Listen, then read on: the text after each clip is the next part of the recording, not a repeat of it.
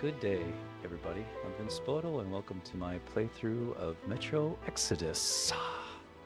And we're doing the two colonies, the two colonials. And as far as the story goes, I believe that there was a shortage of green stuff, which is some type of medicine to keep everybody alive in the radiation and all that. And I guess the people in charge were confiscating it because there's a shortage, so they're taking everybody's supply. And now I'm off. I don't know what I'm actually off to do now, but we'll figure it out.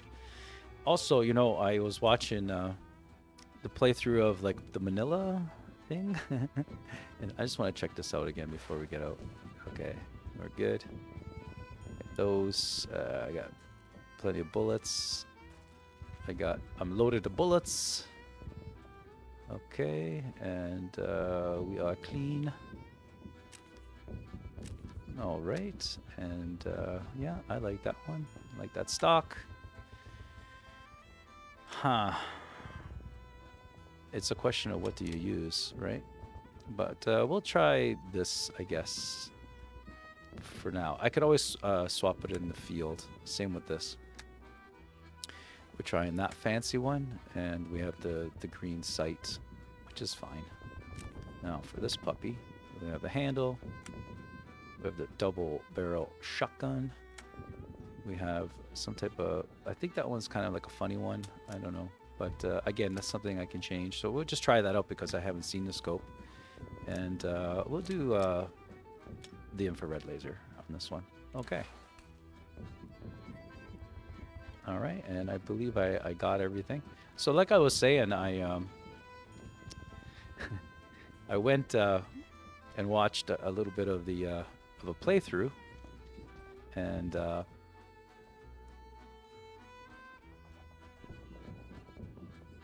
don't think I have a map yet or anything.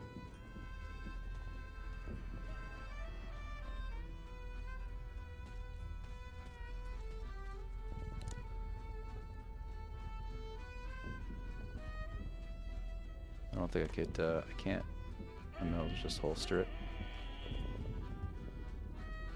What was that? What, did you see, Oh,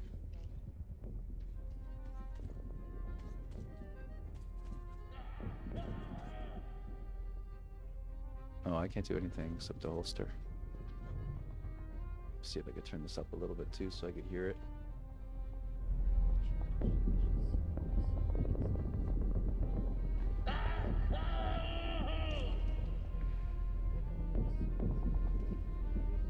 People are all sick.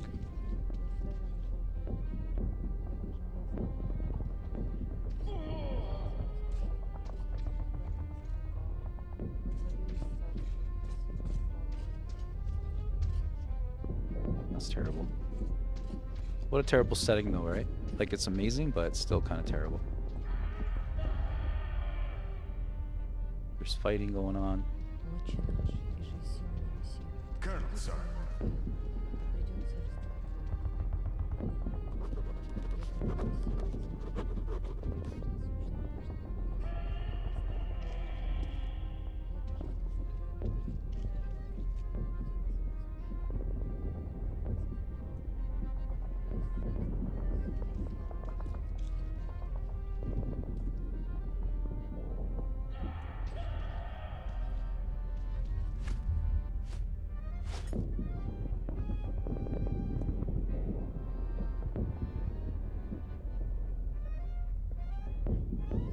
I don't have very many bullets. Slava, I'm sorry about that. I know you had no choice. Had I said nothing, they would have never believed they found Water it all. under the bridge. Neither I nor you had a choice in this, Petrovich. Good luck to you two. See you on the train. Thank you.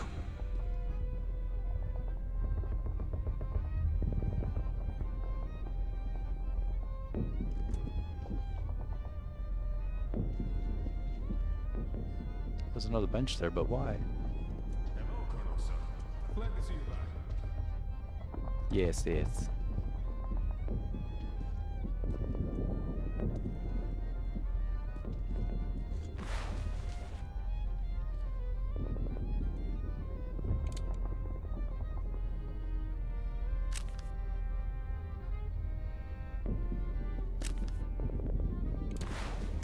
So why 2?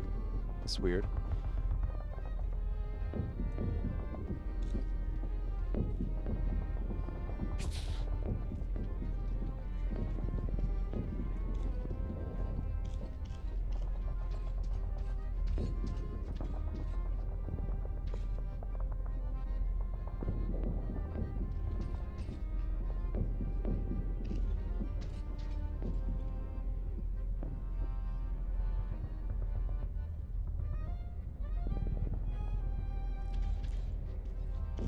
What's going on in here?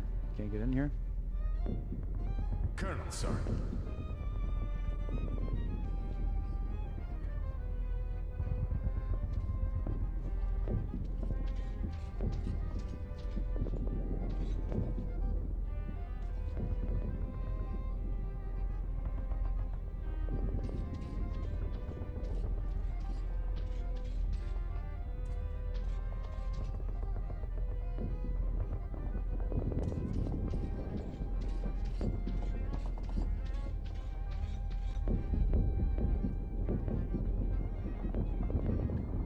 Well, don't stand around. Man the defenses. Yes, sir.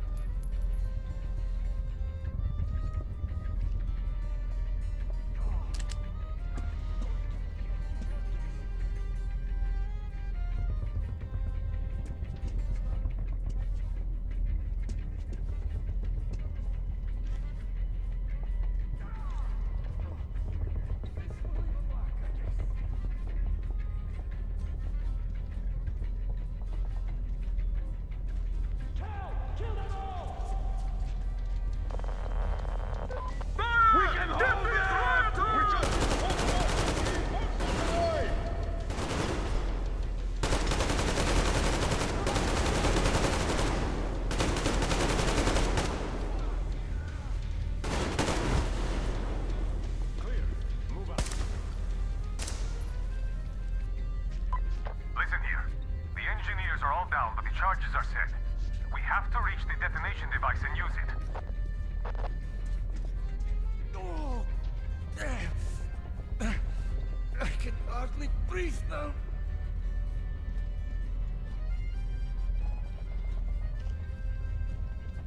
Oh, damn, this hurts. Shit. I can barely see anything.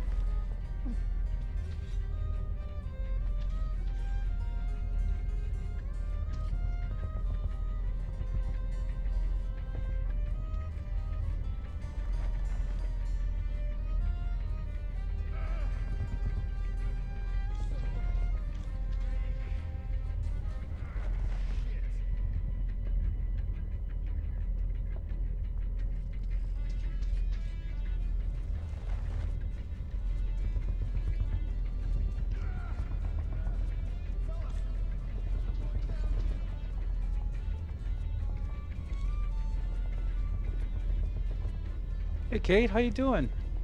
Thanks for the lurk, I appreciate it. Nice to see ya.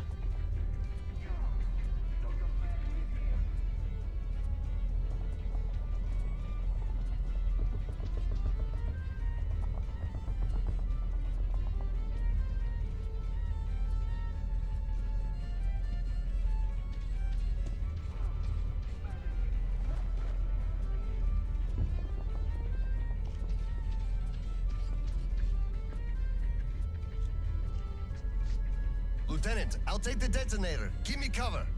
Yes, sir.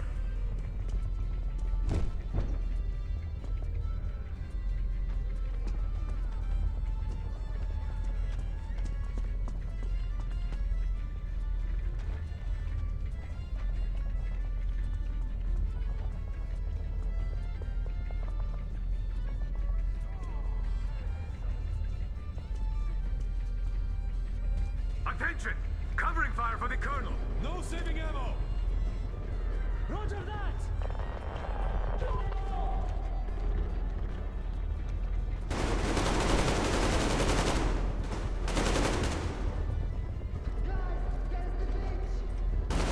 Clear. Move out.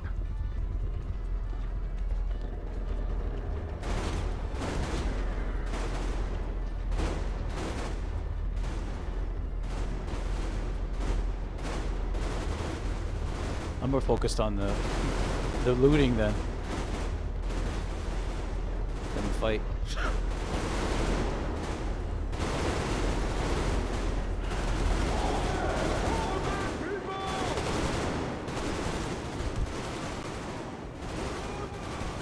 Hey, how you doing? Ark, what's up?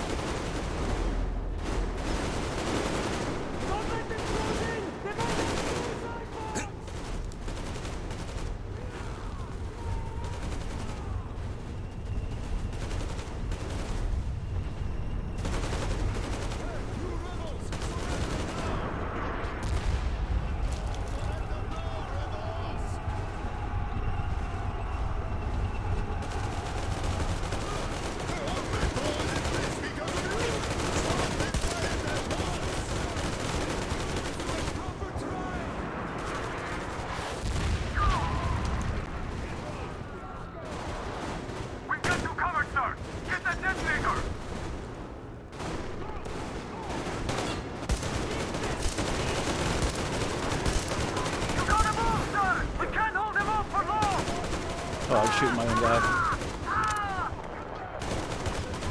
Go, go, go! We're covering you, sir!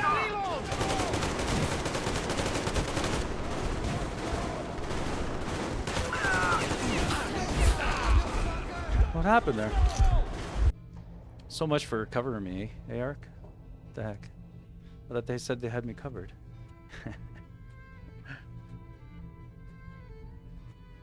They lied to me. I am doing well, by the way. Having a pretty good day. I had to drive my daughter to school because her bus didn't show up. So I don't know what's with that, but Attention! Covering fire for the colonel. No saving ammo.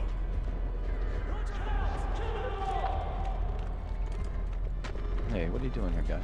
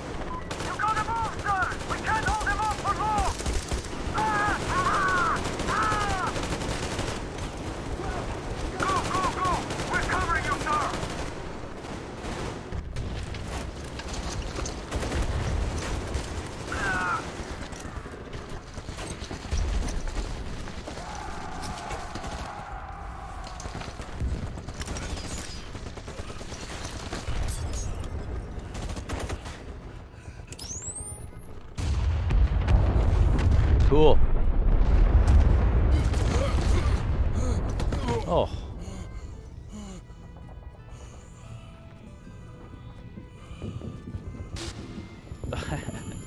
Oh, it's you, Charlie. That's cool. Well, hi.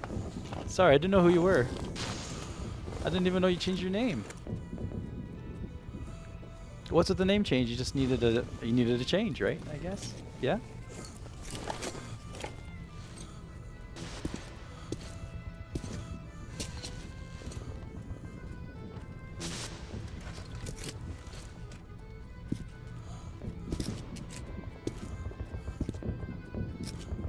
That was quite an explosion.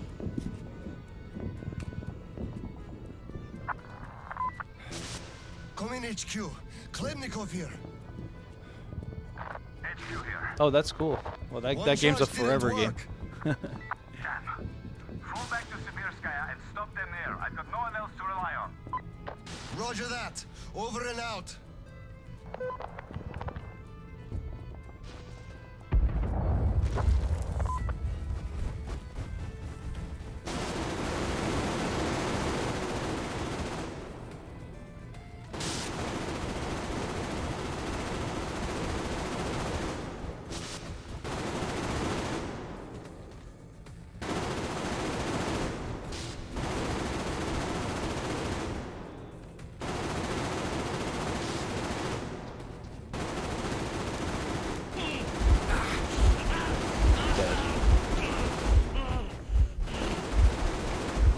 I guess not going that way.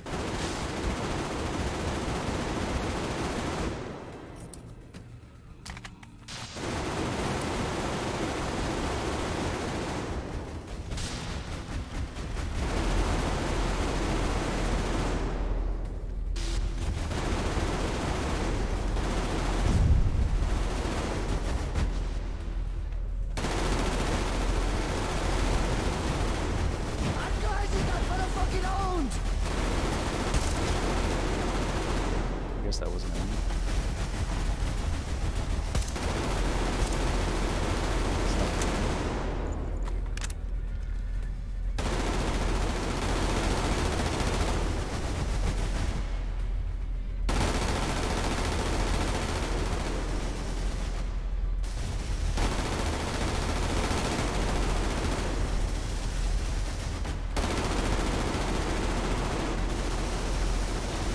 Wasn't sure who we're fighting.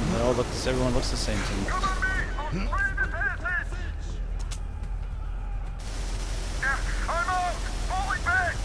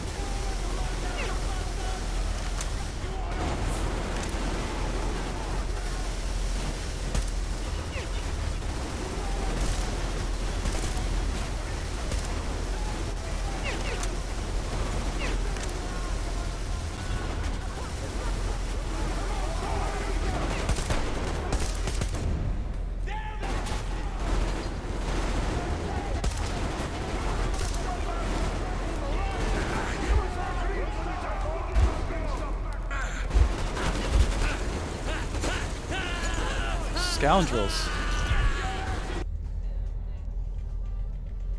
I guess you can't stay in there.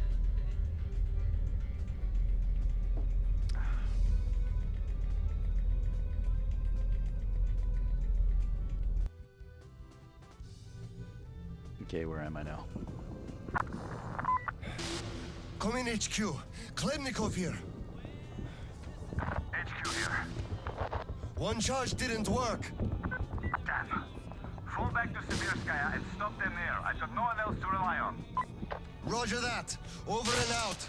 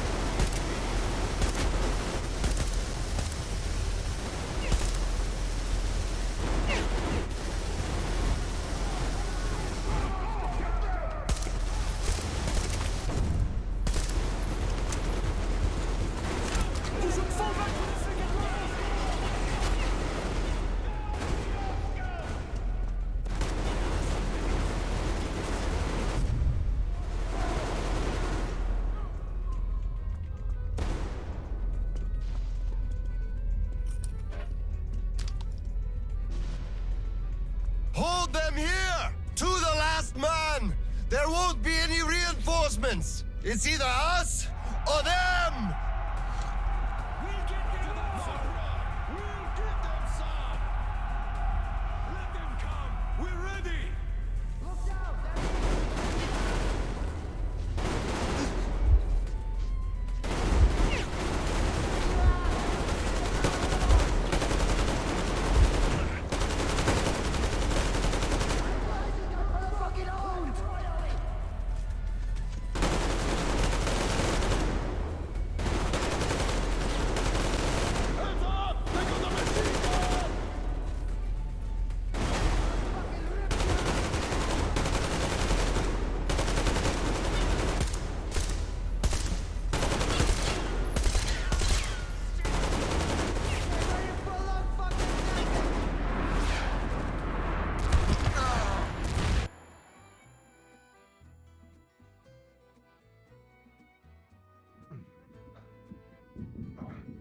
It's quite a war.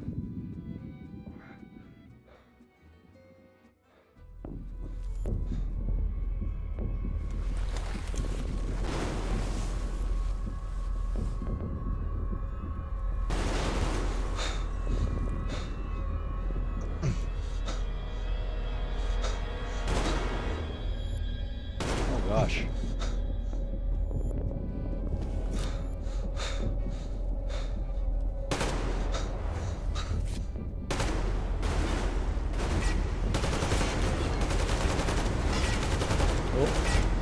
Right to the rescue. What a story. Cool. Can you walk, sir? What's going on? Gas! Bastards! They're using gas! Get out, everyone! Gas! It's gas! Oh god. Hold on, sir. I'll help. Just hold on. What an action scene. I'll report to the general.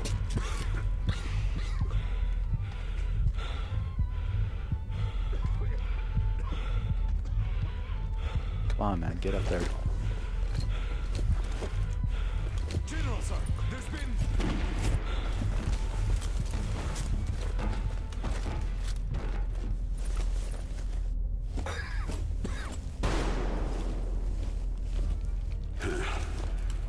Operation successful. Pawns are all dealt with. Ready for evacuation. You fucker.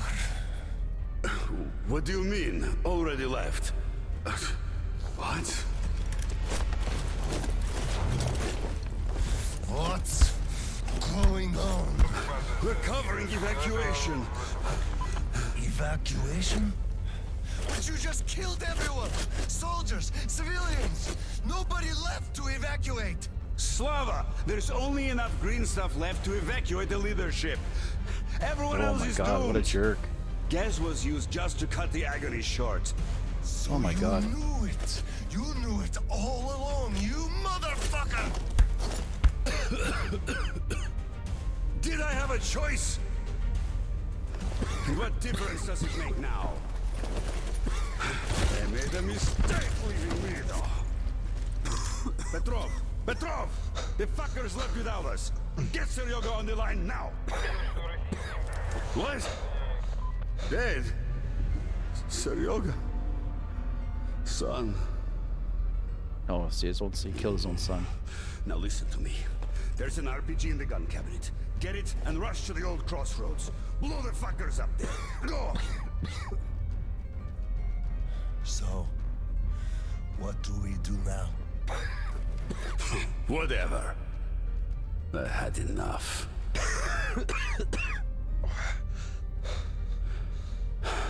So long, Slava.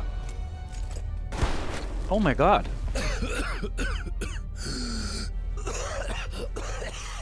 What the heck? What a storyline.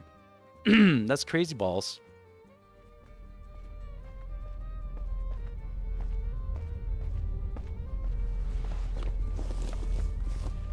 Oh. Oh. My little friend. Dad? Dad! Oh, my Uncle son. Tolia? Did he just kill himself? Why? Don't look there. I'm sorry I broke your order. There was a shooting at the station. Then it all went quiet. And you didn't come. I was worried, and I went looking for you. Listen, Resourceful kid. I told you earlier. Who should be told the truth and who should not? Forget it. It's not for us to decide. And if you're being fooled, it's never for your own good. That's why he's dead. I understand. Good. And now, let's go home, son.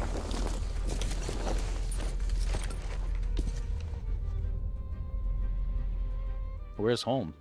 You know? Is it? It's not back in that metro, is it?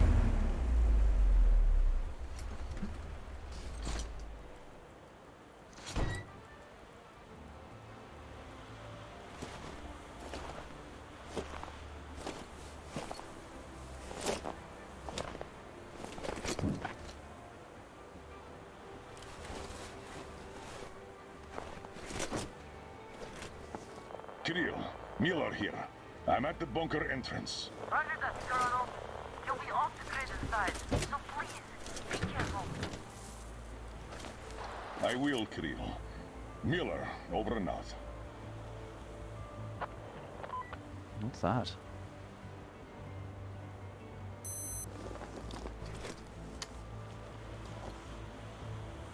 Pine, this is Older. Come in, over. Older, this is Pine. Speak, over. Private, I'm at the bunker's door. I'll be off the grid while I'm down there. Don't know how long. When is the next scheduled radio contact? Midday sharp, Colonel. The battery? Keeping it charged. The door? Look, I'm eating the liver too. And burning the slime, and I don't go to the dirty stations ever. Dad, you left a whole cheat sheet for me. I'm reading off it now. You do just that. Reading helps you remember. That's all, Pine. I'm going offline. Roger that, Older. Over and out. Pine, come in. Over. Pioneer, over. I love you, son. A whole lot. I love you too, Dad. And I want you to eat that Sad. liver without fail. Over and out. That was awesome.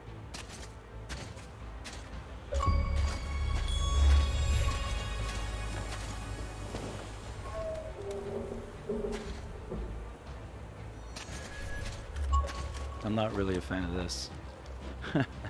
Here we go again, guys. Into the dungeon.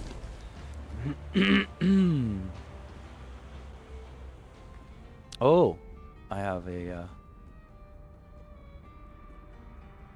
I only have the fire. I don't have any other weapons. They really strip you down in this game.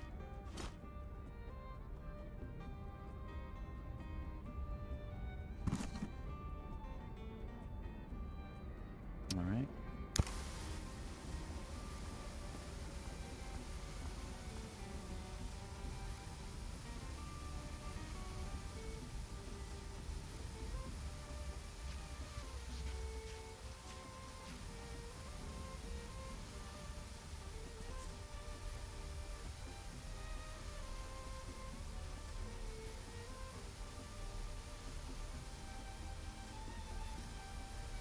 Yeah, it's okay, the tapes.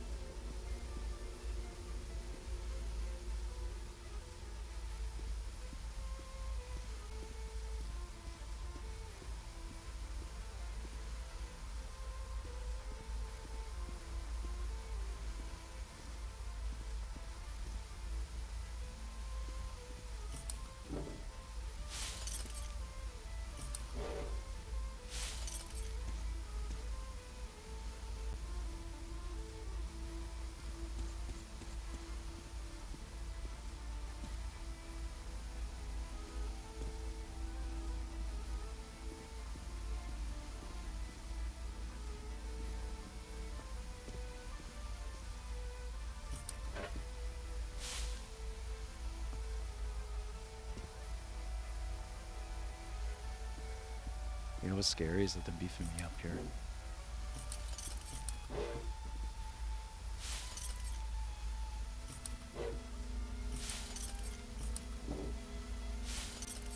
And this is not good. Something nightmarish is going to happen here. I was wondering what my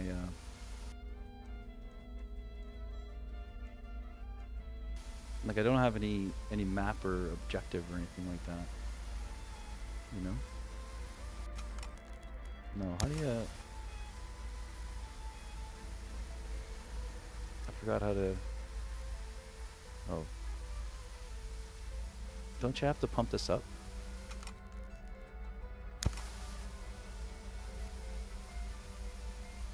Ah.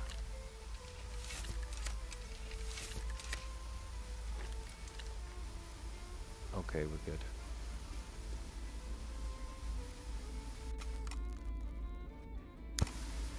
Better.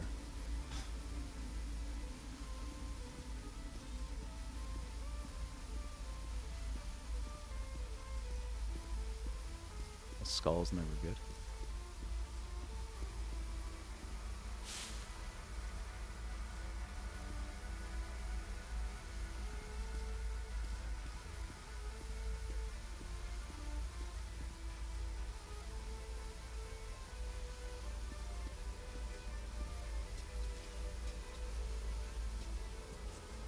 See, I don't even know what to All personnel are to evacuate the complex immediately.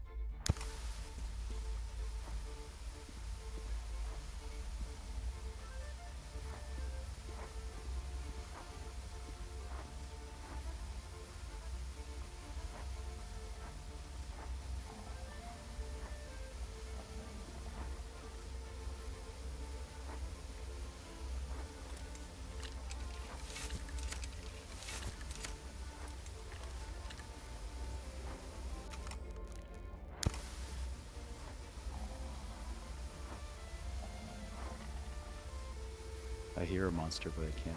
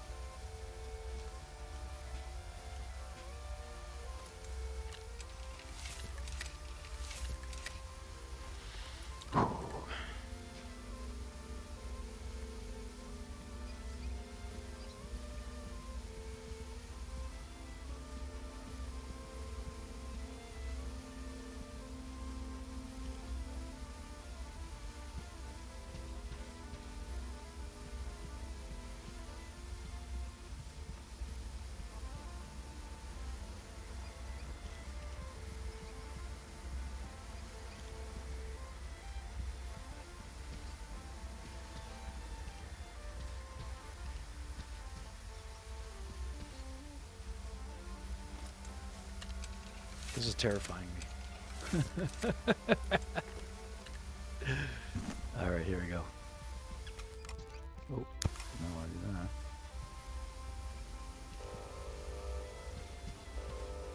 System will reboot now. All personnel are to evacuate the complex immediately. All personnel are to evacuate the complex immediately. Attention. Reactor biological shielding is compromised. All personnel are to evacuate the complex immediately.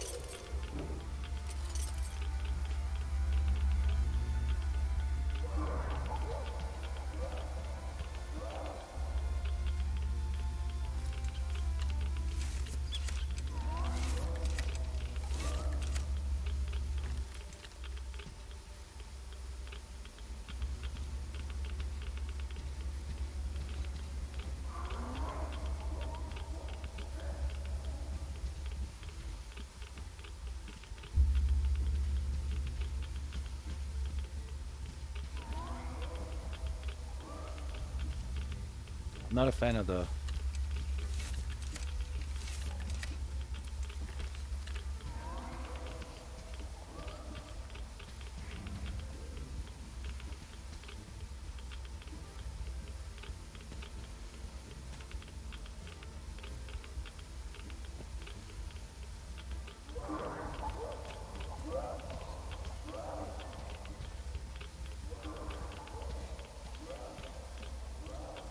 All personnel are to evacuate the complex immediately. Biological shielding compromised. Initiating reactor shutdown. Reactor containment failure. Switching to reserve power.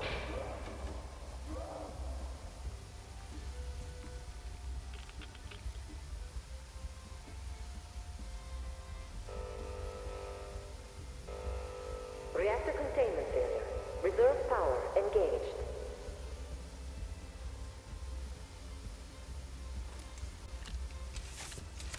something's gonna attack me.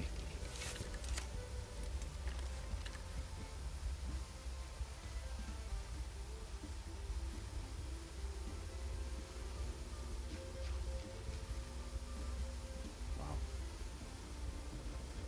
I'll have to face it now.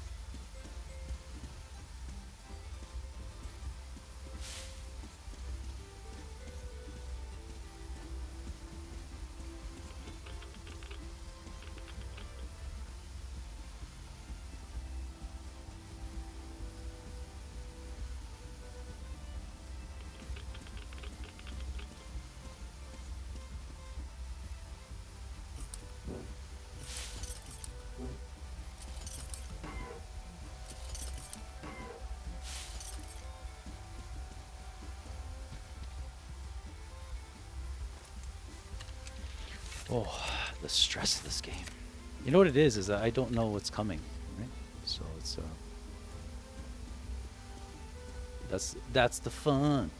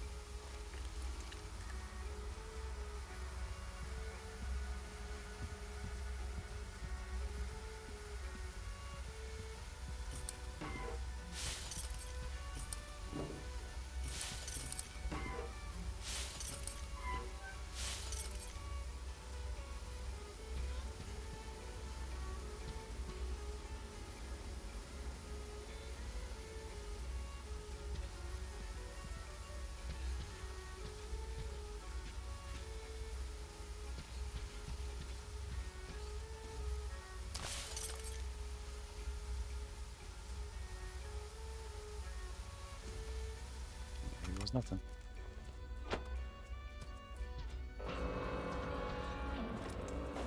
Reserve power failure. Switching to main power source.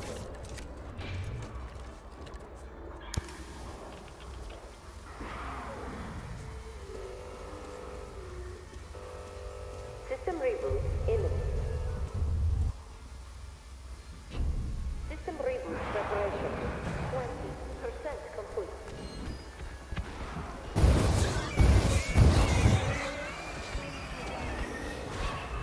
System reboot preparation. 40%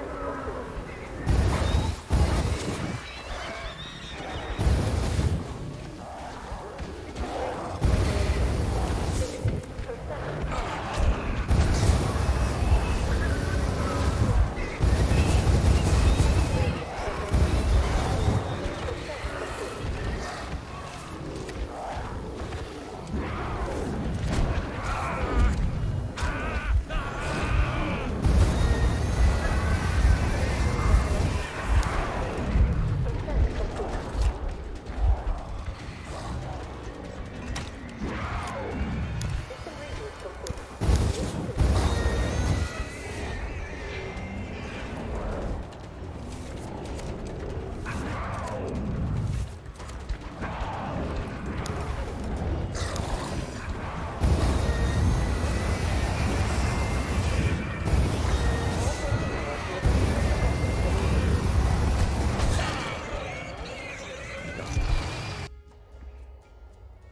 I think maybe I had to run. I think maybe I had to run.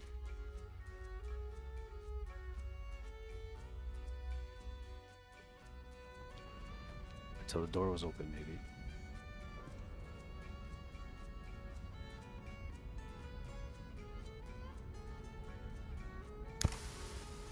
Where am I here?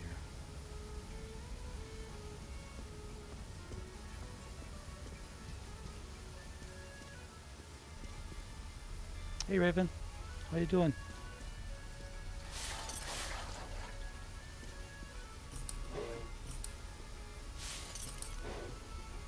How's it going today?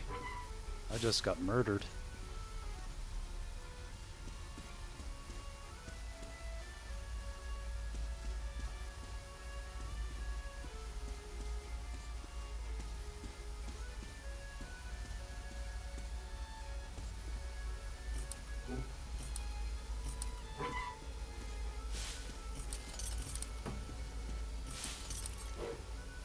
Gotta figure out this puzzle now. Oh, I'm good today, thank you. I'm just playing some Metro. I went through like the Metro Exodus like playthrough for the vanilla game. Like I watched a little bit of it, and oh my god, I missed so much.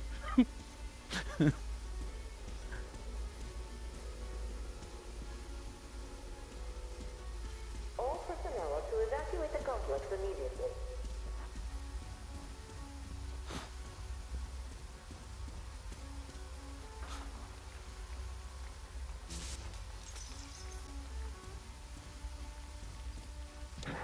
I think I might run around System.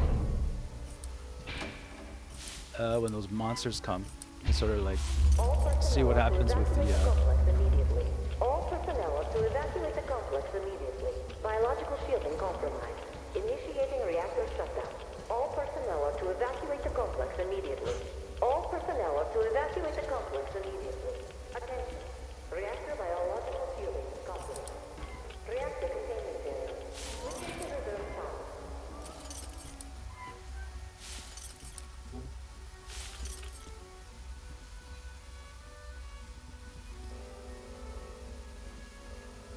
Reactor containment failure. Reserve power engaged.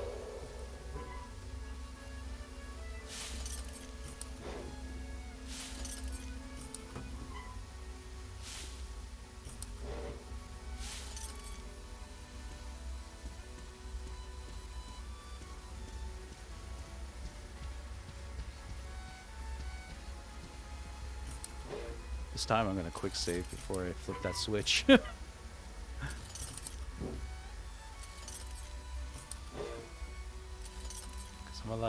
I could loot this whole thing, you know. There's a lot of loot.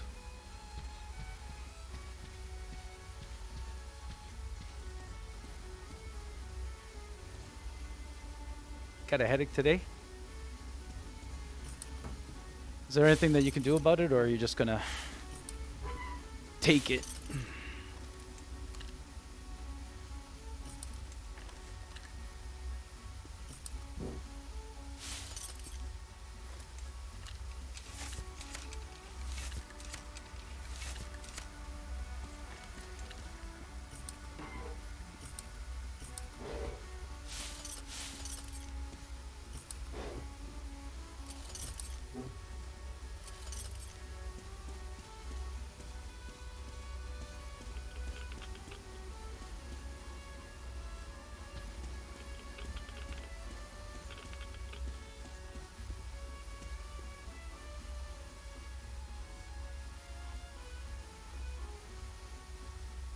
Yeah, I hear ya.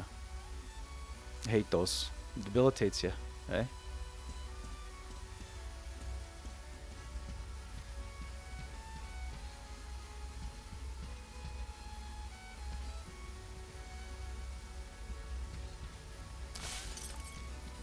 Okay, and now I'm just gonna...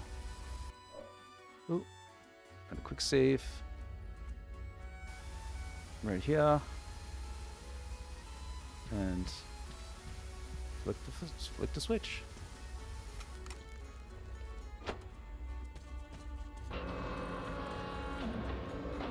Reserve power cable. Switching to main power source.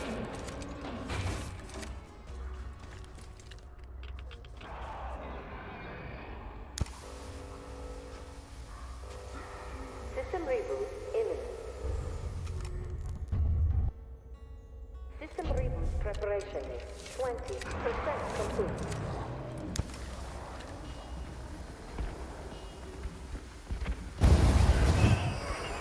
System reboot preparation is 20% complete.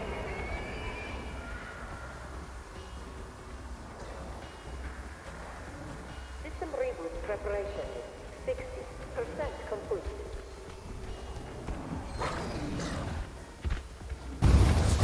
System reboot preparation is 80% complete.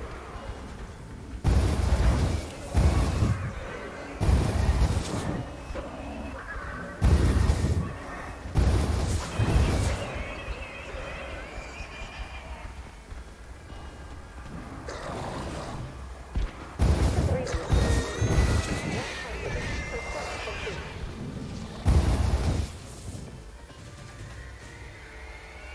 System reboot complete. Switching to main power source.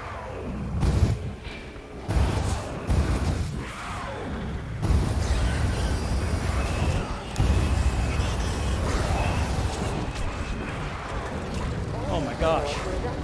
Come on, reload, reload.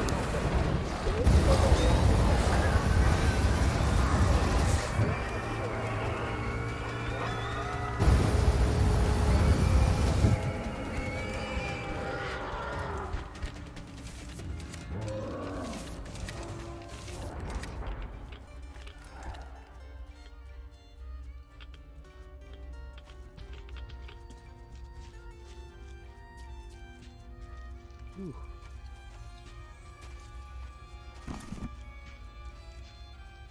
Ooh.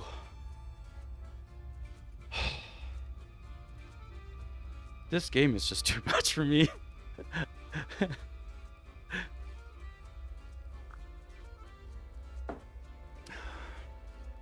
You seen my panic in my face? I was like, "Hey, guy, how you doing, man?" Yeah. There's nothing else like it, I'll tell you in that case. It's both, Lincoln. It's both.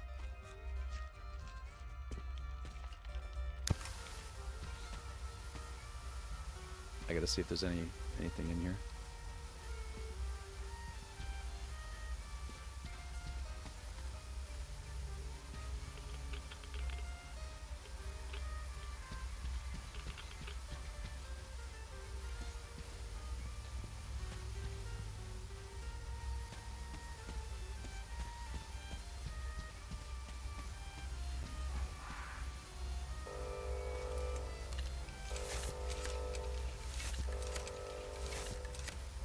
personnel are to evacuate the complex immediately. Reactor containment failure. Reserve power engaged. Takes forever to reload this puppy as well, so.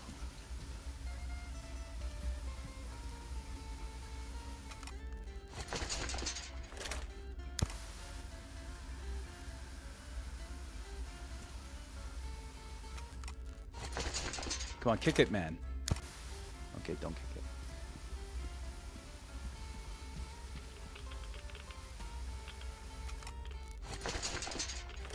Never know. Gotta check everything.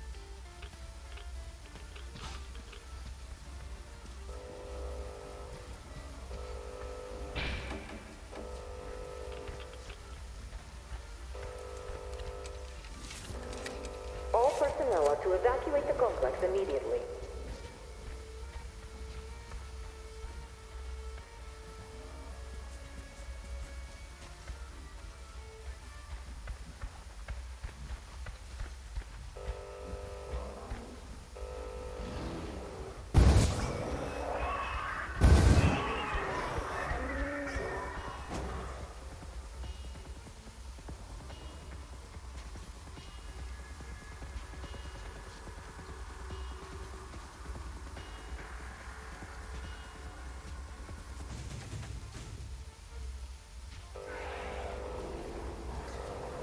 Reserve power source failing.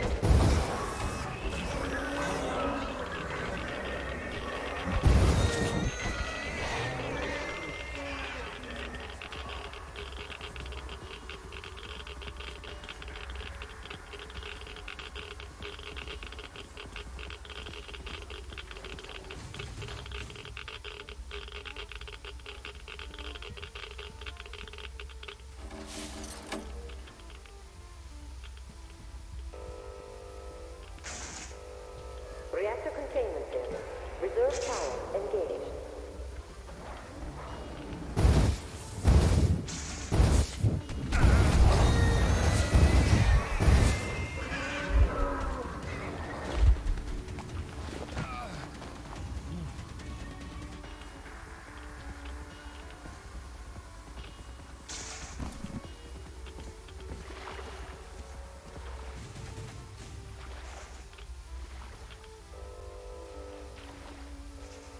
All personnel are to evacuate the complex immediately.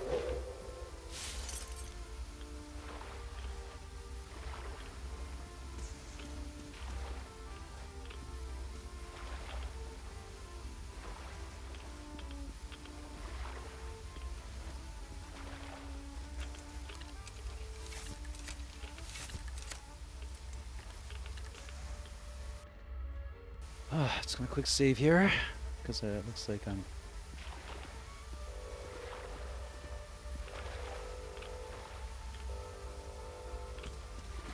All personnel are to evacuate the complex immediately.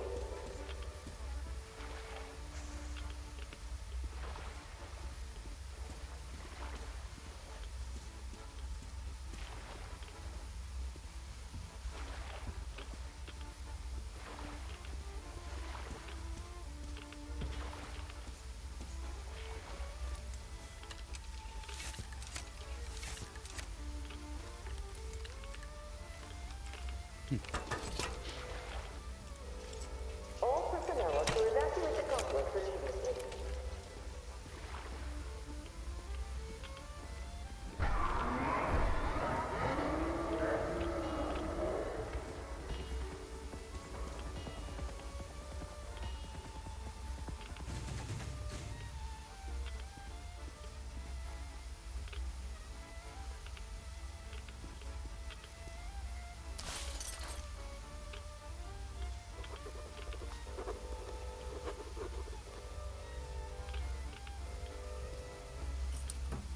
All personnel are to evacuate the complex immediately.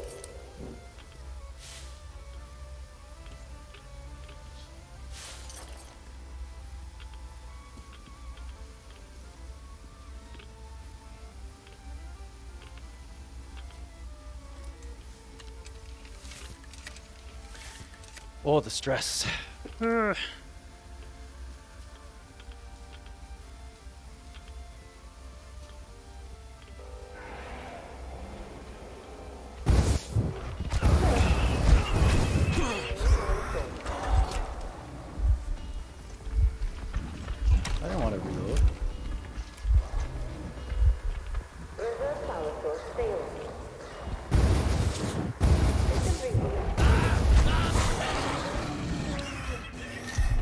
Gosh darn it. Ugh. What's with these guys?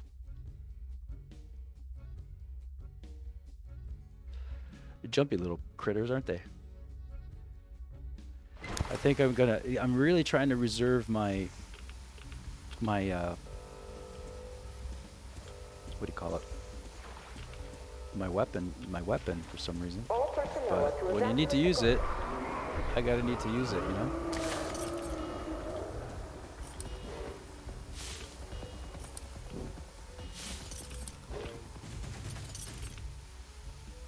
Okay, this time I'm gonna blow them up. I'm gonna try.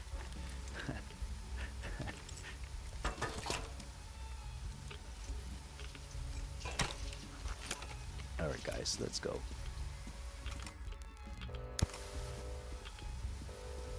All personnel are to evacuate the complex immediately.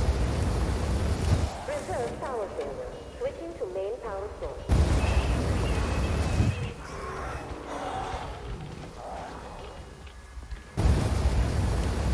Reserve power source failure. Integrating release.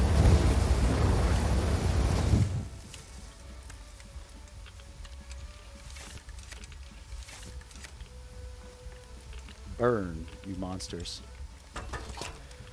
Oh, I don't know if my body could take this game. Should I wait? Do I have to wait until that goes out? I think I do. Just wait till it sizzles away. I think it should be okay now.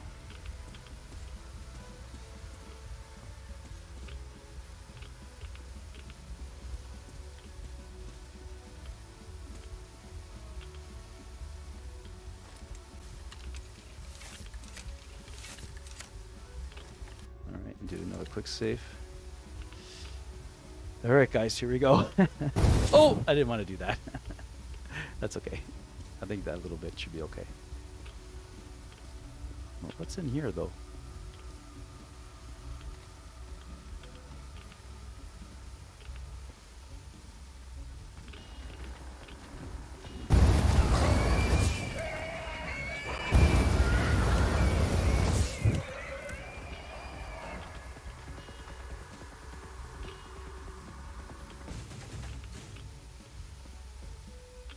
You up.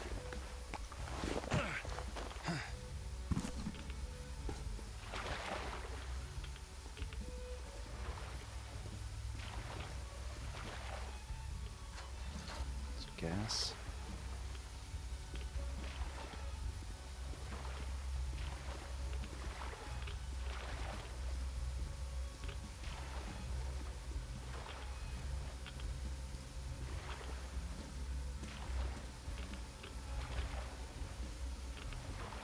Aha. I'll take whatever that was. Know something good.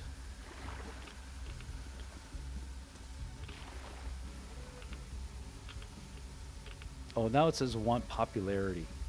The bot. I took out, you know, you want followers, so they come out with something else every time. Frickin' bots, man.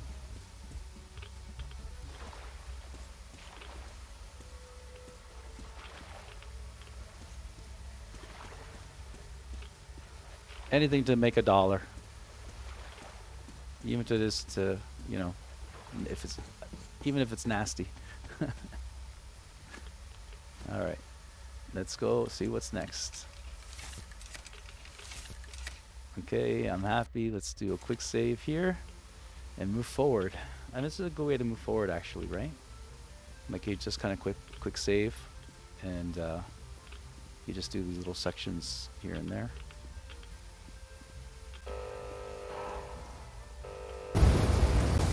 System reboot preparation. 80% complete.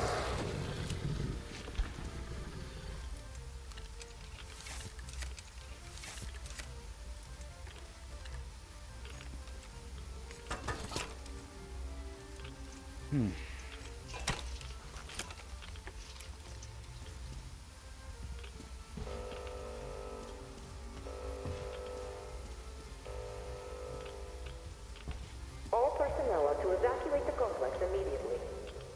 I'm trying to evacuate here.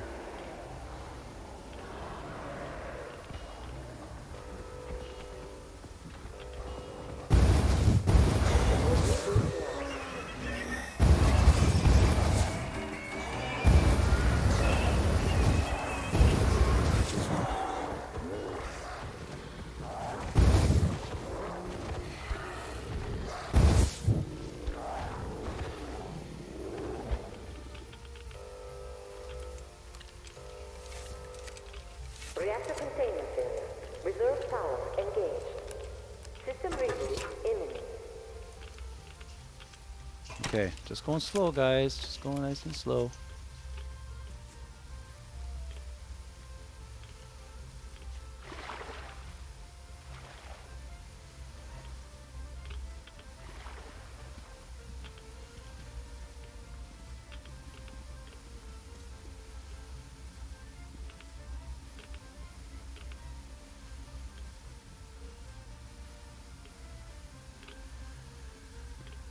The attention to detail in this game, though, right? Yeah, like they're loading me up with.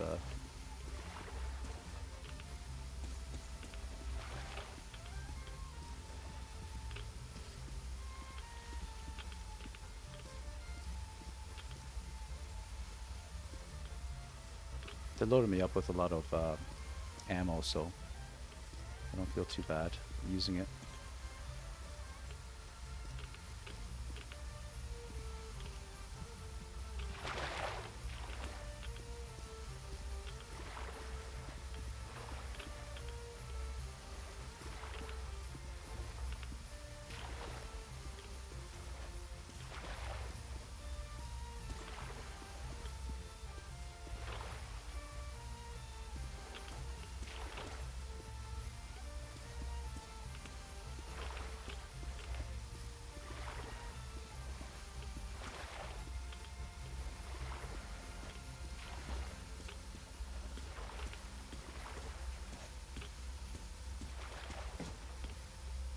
Okay, next room.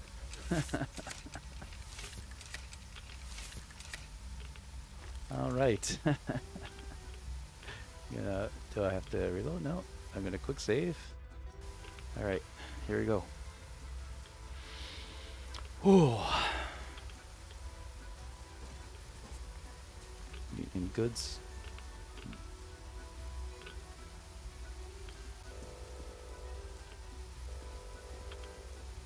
System reboot preparation. 40% complete.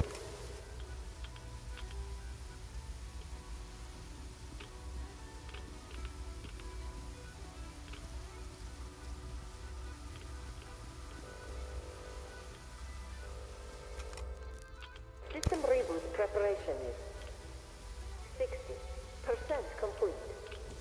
System will reboot now.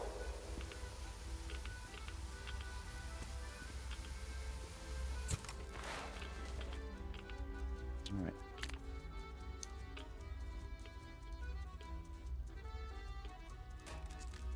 Okay.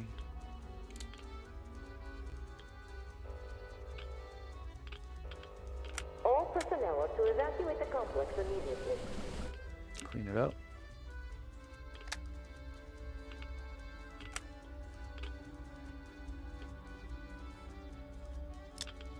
Ooh, I got an extended tank. That's it. Just attach the whole tank right to the thing. There you go. All right. I think I'm gonna take it.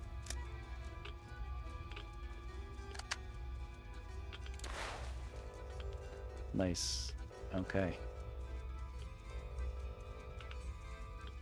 All personnel are to evacuate the complex immediately. Okay, do just another quick save real fast.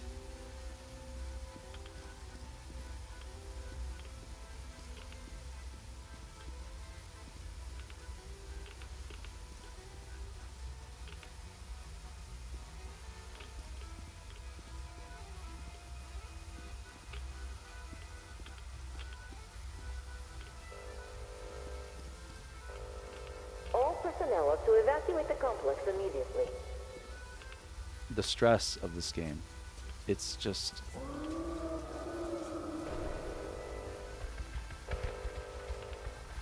System reboot complete. Switching to main power source.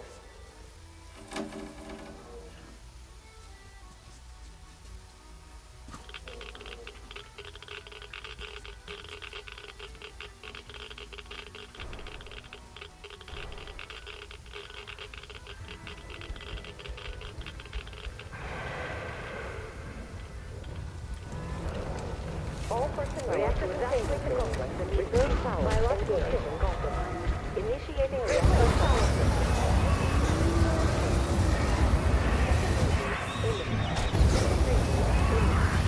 System reboot.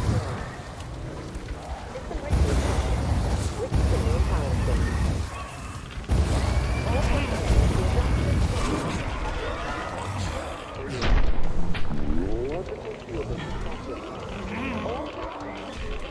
complex immediately. Biological shielding compromised. Reactor I thought I died. switching to reserve power.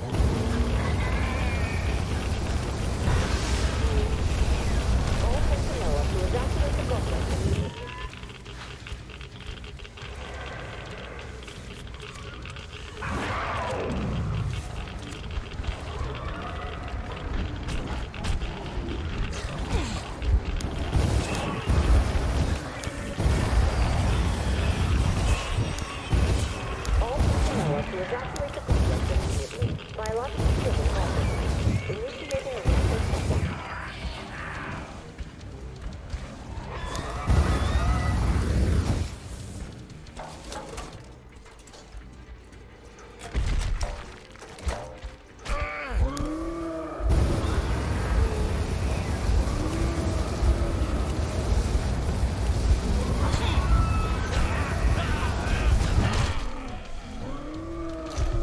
Too much. So there's the big guy. So you get like minions, big guy, minions, big guy. Okay.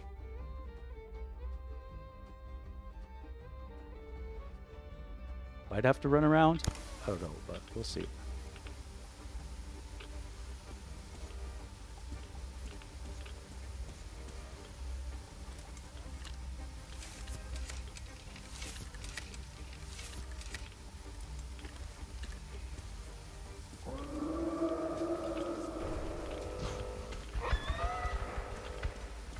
System reboot complete.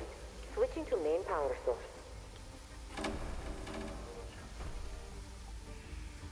I'll see if I'll try to stay stationary, see what happens.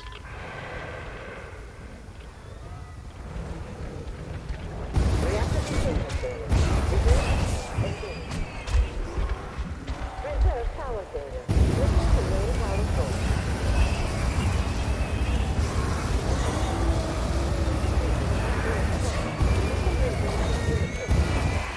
System reboot complete. Switching to main power source. All personnel to evacuate the complex immediately.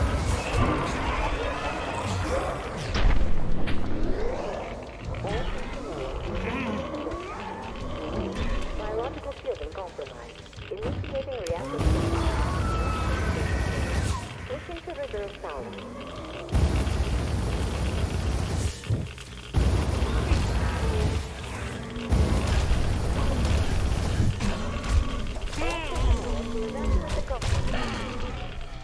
I couldn't get out away from him. Oh, this is tough. I just need a quick...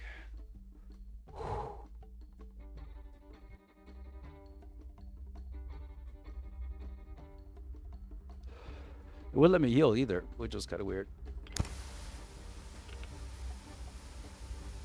So I don't have to heal. Let me just pump it up here. System reboot complete. Switching to main power source. Like I did better on this side, but Maybe I gotta run around. I'm gonna try running around.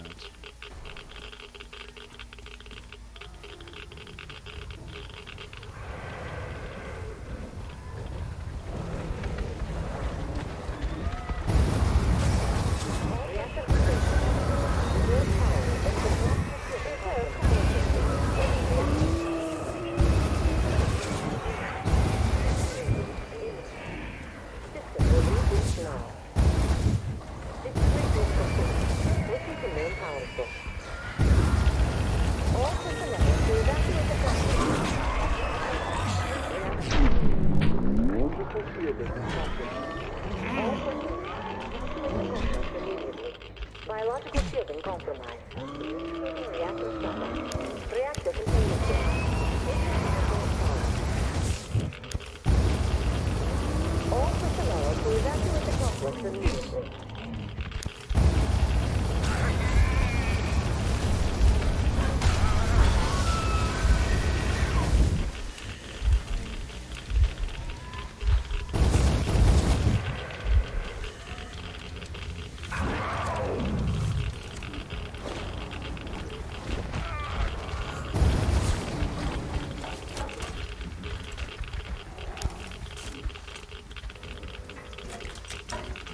All personnel to evacuate the complex immediately. Biological shielding compromised.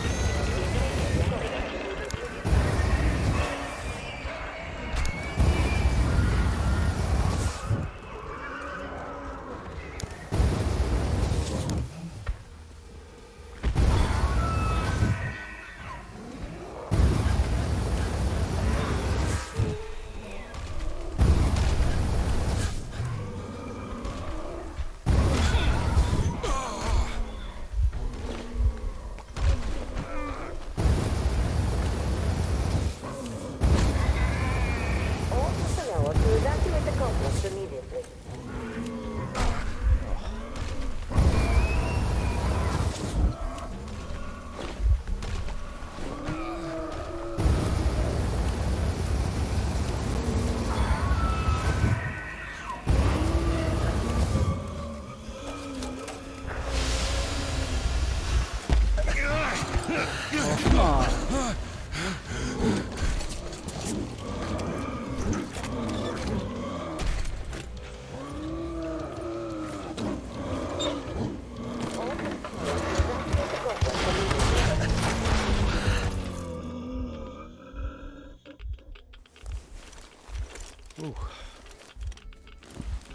Whew.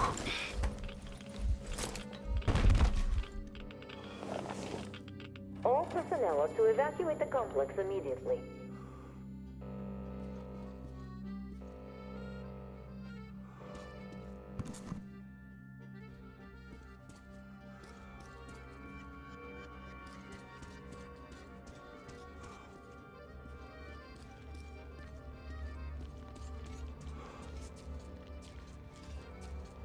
I lost my gun. Reserve power source failing.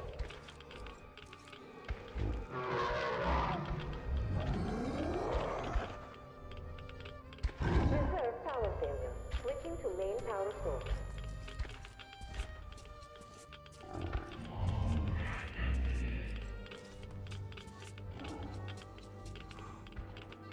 System reboot imminent.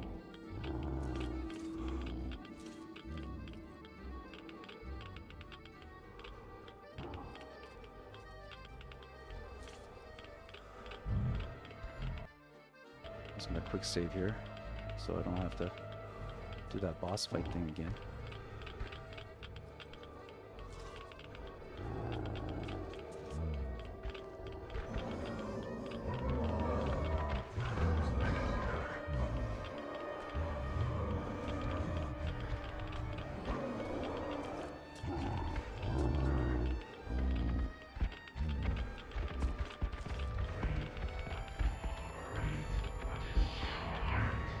System reboot preparation. 60.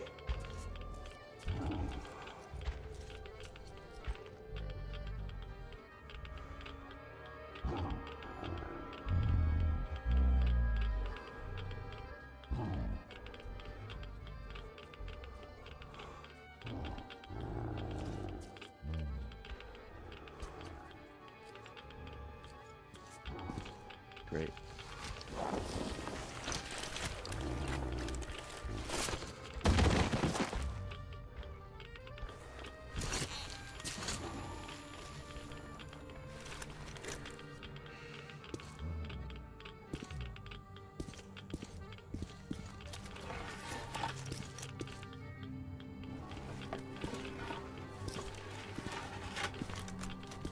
System will reboot now.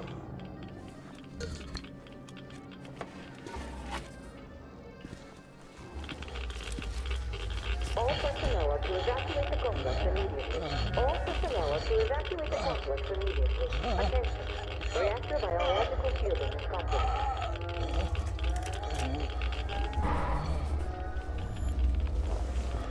Come on, man, you can do it. Wait. Could this be? Reserve power source failing. System reboot imminent.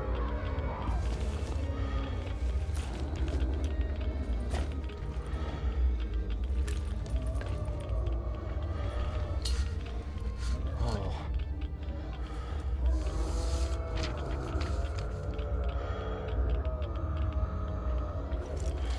Okay, that's cool. Kirill. This is it. I found it.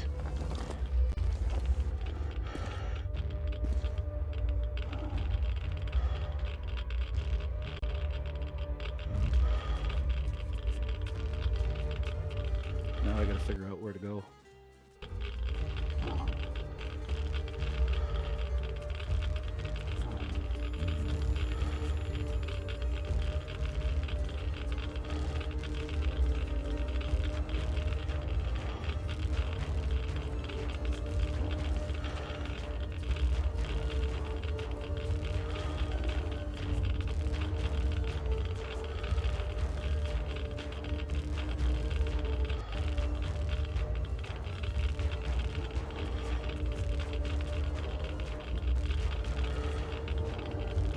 Reserve power failure.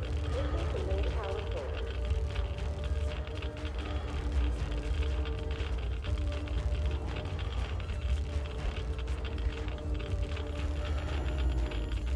All personnel are to evacuate the complex immediately.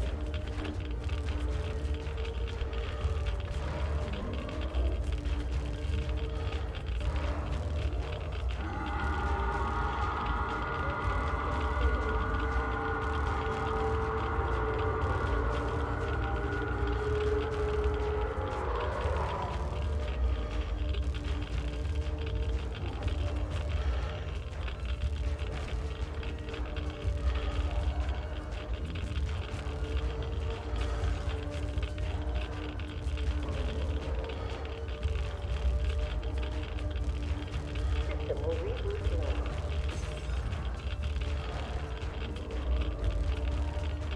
System reboot complete. Switching to main power source. System reboot complete. Switching to main power source.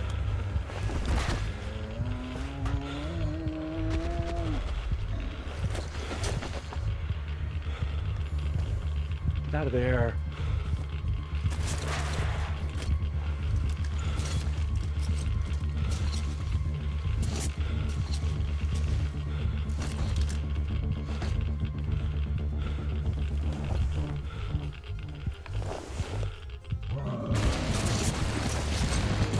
Oh my god.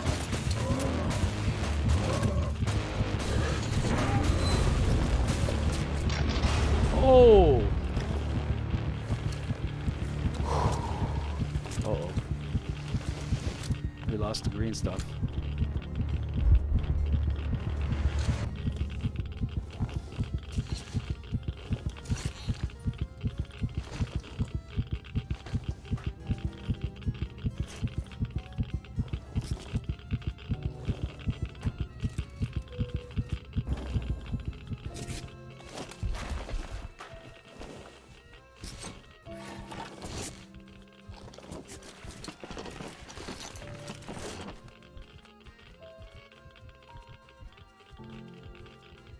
It's gonna kind of turn out like the guy that he got it off of.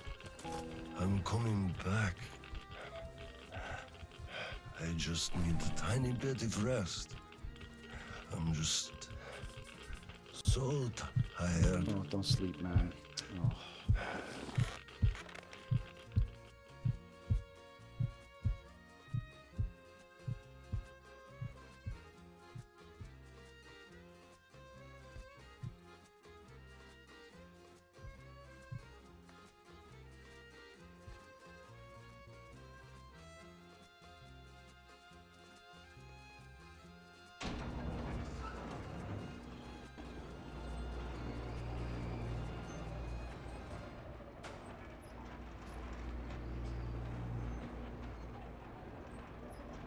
Oh, that's where it came from. There's the monster's arm.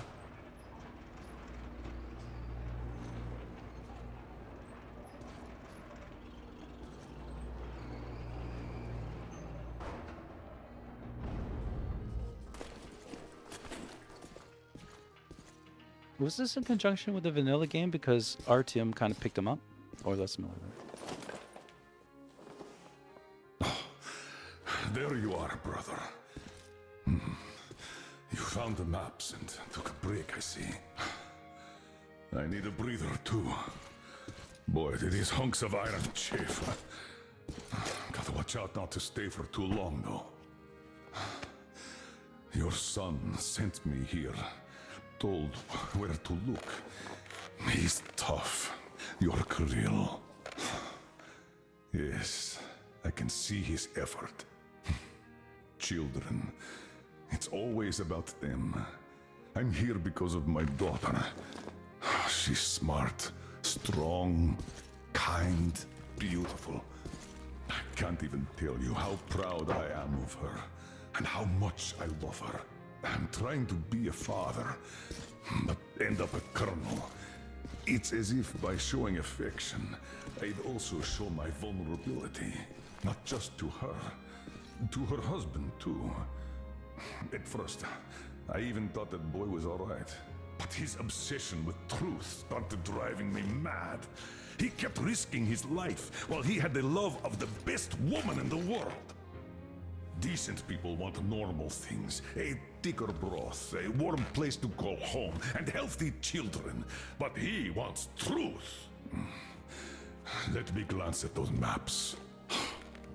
Boy, was I mad at him. But then I took a closer look at the world and re-examined my life up to that point somewhat. Especially when I heard your story. I saw my past self in you, friend. We both served the great lie, because we both made ourselves believe it was necessary. And if not for him, I would have ended up like you did. But now, finally, my life has a real purpose for a change. All because I can finally look the truth in the eye. I think you understand. Thank you for the maps. Don't think it was all in vain. You saved us all. And Krill, I'll give him this watch and make sure he gets out of this hellhole. You have my word. Cool. Well, it's time. Farewell, Colonel Klipnikov. Rest easy.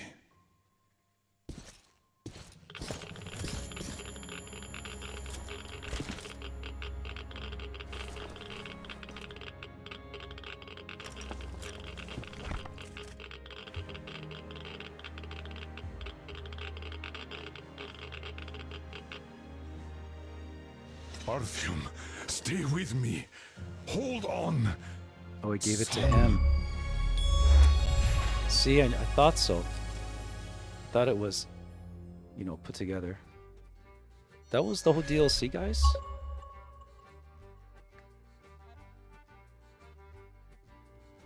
Like, that was like his mission that he did, that he ended up with. Wow, that was the DLC. It was hair-raising. And honestly, it was kind of, I felt it was kind of short. Didn't you think it was a little short? Like, I know there's another one that maybe we could start. And listen, I thought it was amazing. It was quite amazing. it was a little unusual because, like, when I think DLC, I think that you can carry over like all your stuff, right? Like in this particular DLC, you really had like a stripped down version of yourself. Like you weren't able to do a lot of things. They kind of gave you the weapons that you can carry. There wasn't really anything to pick up. There was that upgrade to the flamethrower for the big that boss fight, right? And it was kind of nice. I think that the content was rich, and it looked amazing. Maybe I enjoyed it too much, but it didn't seem that long, actually, the chapter. But it could have been because I was like the vanilla game has like open world, and it's just so much. It's so big. So I thought this DLC, I guess it's just a chapter, that you pick up. Like I don't feel bad about having it because it came with the game that I purchased. So maybe if you bought the vanilla game and then the DLC and then the DLC, it might have been kind of felt weird because it was like sort of expensive. But for me, having this extra bonus chapters have been amazing, and it was surprising. Like I said, it was kind of like its own thing in a way, where it had its own weapons. It had the flamethrower, and getting through all that. I really only see it was mostly story. Actually, there was only three. What was it? 3 or 4? 1, 2. It was roughly like 3 areas of action, right? Like the action was a little bit light, even though it scared the heck out of me. And I loved it. So I don't know what else to tell you about this game, about this DLC. Like the only negative thing that I would say would be that I couldn't carry over, like I didn't have my backpack and I couldn't do all these things. I better check my posture. I couldn't check a lot of, like I couldn't do a lot of things that I had in the vanilla game.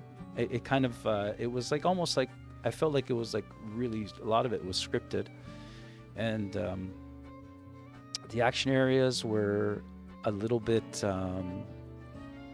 like I guess short, and they were also scripted. You could kind of read it a little bit, unless I'm just getting used to the game.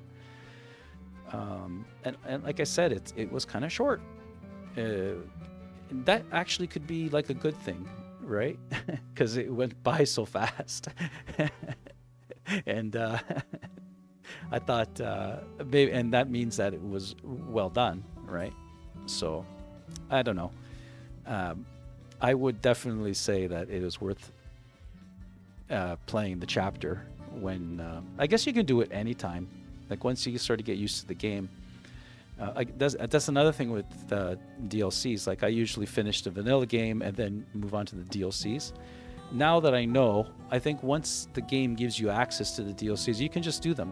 Like you don't have to be powered up or leveled up or anything like that. It just kind of progresses, and it's like I said, it's a different chapter, and you're a different person, and you kind of go through it. I guess you can go through it a couple times to do like there's probably another achievement. Like I said yes. I said yes to one particular NPC that wanted to keep his green stuff. And I got an achievement for being like moral or something like that. So maybe if I said, no, take it all away. Like he only had 3 vials, so in my mind, it's like, okay, it's for his kid. It's only 3. Like other people have larger caches. That's why they're taking the green stuff, right? So I just let him go. And I got this achievement saying that I was somehow moral because I didn't take the stuff away from him. I just decided to keep it because he wanted it for his kid, right? He wanted to keep it for his kid. So I said, okay, everybody just leave this guy alone, right? And achievement popped. So maybe that area there, if I said take it away, like take the green stuff away and, screw this guy, maybe I'd get another achievement, strong commanded colonel or something like that, right? But I like at the end, I didn't realize, but at the end, when the map and then who's the colonel? Miller showed up, and he had that little end scene there. And then I realized that he gave his last green stuff to Artyom at the end of the game because they kind of tied it together. And I was like, oh, that's what he was doing while I was getting murdered. You know, that mission kind of was going on, right? And the little boy too, that little, because we found him, and he was looking for his father. But unfortunately, his father died, and I believe maybe Miller knew. That's why he took him in at the end of the vanilla. Like, he brought him with us. I think it was with Miller and I. It was a mission with Miller and I. And he took the boy. So when it comes to story, they're tying in different chapters into the vanilla game, which I think was very good. It's rather amazing. So, yeah, the story is very strong in this game. I thoroughly enjoyed it. I really did. And maybe we can do is, I don't want to get into any more action because I don't have very much time today, but we could start the next DLC, which I forgot what it was called, but we'll give it a whirl now. It was really short. I thought it was going to last, I thought you were going to get like 20 hours out of it, but that's just me. I just didn't know. Like I said, I've been playing this blind. I've been kind of getting into it. And as well, I don't know if you guys know, but I was playing like the vanilla game. I always say Manila, like Manila is like a place, but the vanilla game itself, I cleared it, and I was doing like the extra things here and there, but I couldn't figure it out. I got killed all the time, so I decided just to stay with the main story. And you can totally do that. And also the way that I play things, like I want to finish the missions as best I can, so I focused on finishing the missions, and then watching these playthroughs of people playing it in hardcore and all that kind of stuff, or even just normal, like all item, like 100% walkthrough and kind of thing like that. Well, during the missions, you can stop, look at your map, and then go to the question marks, and you get what I missed were weapons and armor upgrades. Mask upgrades, things like that would have come in very handy and make you rather strong. Like there was one armor upgrade, which was like carry more ammo. It was like, oh man. There's also another one that lets you carry more consumable items, like throwing knives and bombs and all that kind of stuff, grenades and Molotovs. There's another one too. Oh, and cans, for distraction.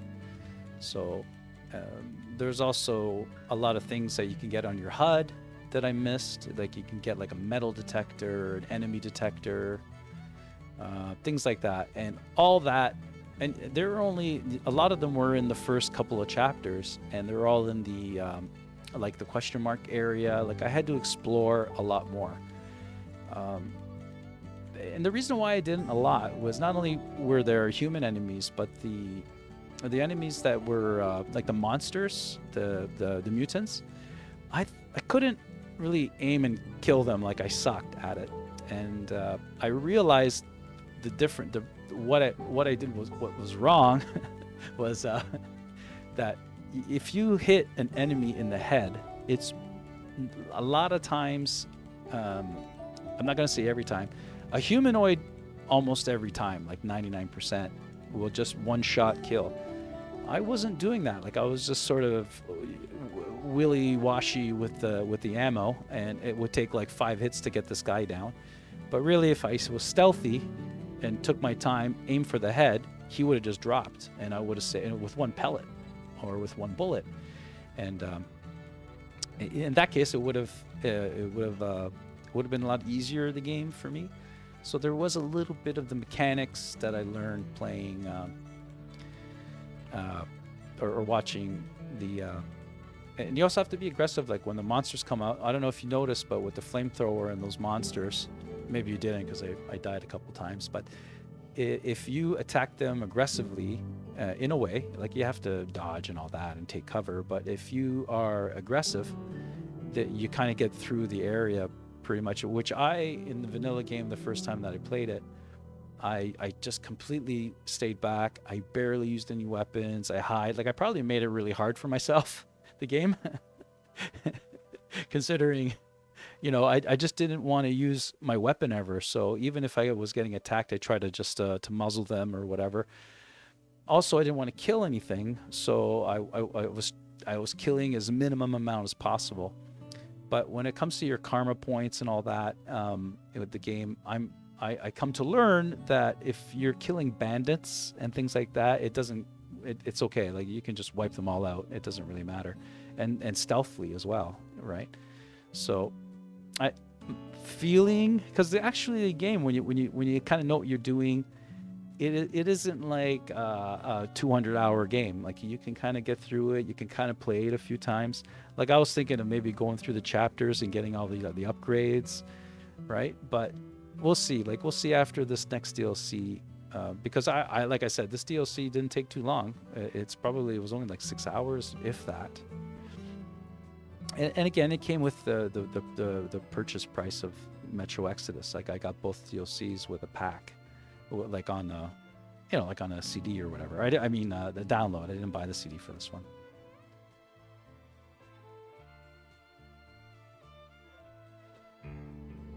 Cool. Okay.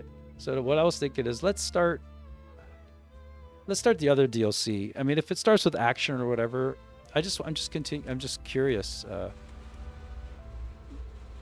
What happens if I hit continue? Like, what's it continuing to? I am at my goal, and it feels like the weight of years of doubt is finally off my shoulders. Having seen the dead tunnels and heard Kreel's story, I know something must be done to make sure Moscow does not end up Oh, maybe like this. is it done? Saving the metro is not why I am going down this radioactive pit, though. Frankly, that's the least of my concerns now.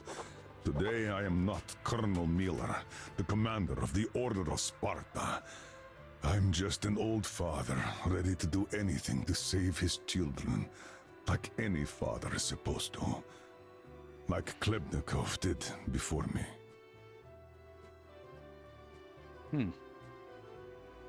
Like, what's it continuing to? I don't understand.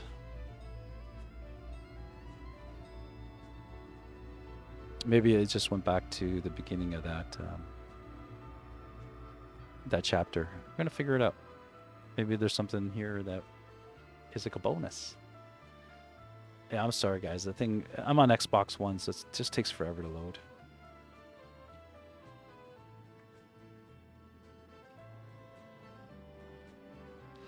How's everybody's day doing?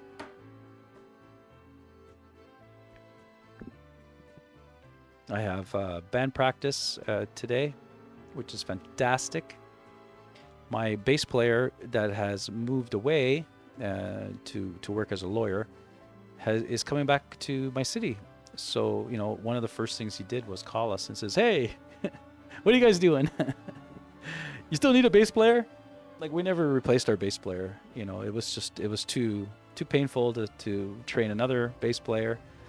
And also, personalities, you have to get used to somebody else. Like, Andrew's like a brother, like a family member. And when he left, we just didn't bother replacing him. We just decided, okay, if we ever needed him or whatever, I'm sure that he'd come over, because he still has roots here in our city. And to try and get, we weren't up for it anymore. Like, we've done it so many times where, people leave and come back, and we have to train them, and then they have to get used to us, and we have to get used to them. And there's always these large issues, right? Where our bass player, Andrew, he was always kind of like in with the work that we did. And he was just a great match, right? And like I said, we never replaced him, but, fate has turned our way when it comes to the band. And there he is. He's back and willing to. Yeah, so I was already here before. Okay, so let's get the heck out of here. Let's just quit to the main menu. I'm not doing that again. It was too terrifying. No, but that was like the last part, which wasn't actually that bad, because this time I knew that the big gorilla guys were the chapters. Right. All right. Sam's story. Determined to find out if his loved ones are still alive back home, Sam bids farewell to the Aurora and her crew and takes the railroad as far east as he can, hoping to find means of crossing the Pacific in the port city of Valdivostok. Sorry. Yeah, I can't read English spelt Russian words. The last leg of his journey, though, provides to be quite a bit trickier than expected. Warnings: DLC contains spoilers for the main story campaign. I get that now. All right, let's check it out. We'll go through a little bit of it anyway today. Let's turn down the music so we can see what's going on here. Parting with my friends. It's hard. But for them, the Colonel's death signaled the end of their journey. And the beginning of a new life on the shores of Lake Baikal. For me, the loss became a threshold. Between the Order and my own life. Between duty and my dream to see Dad again. And, like Artyom before, I chose to pursue my wild dream. Along the way, I sometimes felt that the trees, ruins, and leaning wire posts vanishing behind were just an endless movie reel projected onto a ragged screen just for me. A lonely late-night viewer in an empty theater. Yet, every morning, the sun rising dead ahead brought another change of scenery, making sure that I was, in fact, getting closer to the Pacific.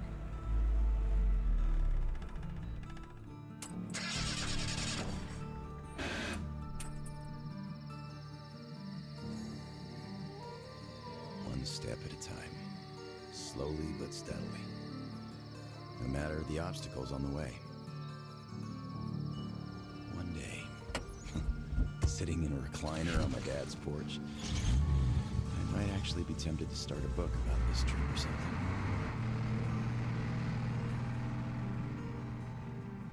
One day.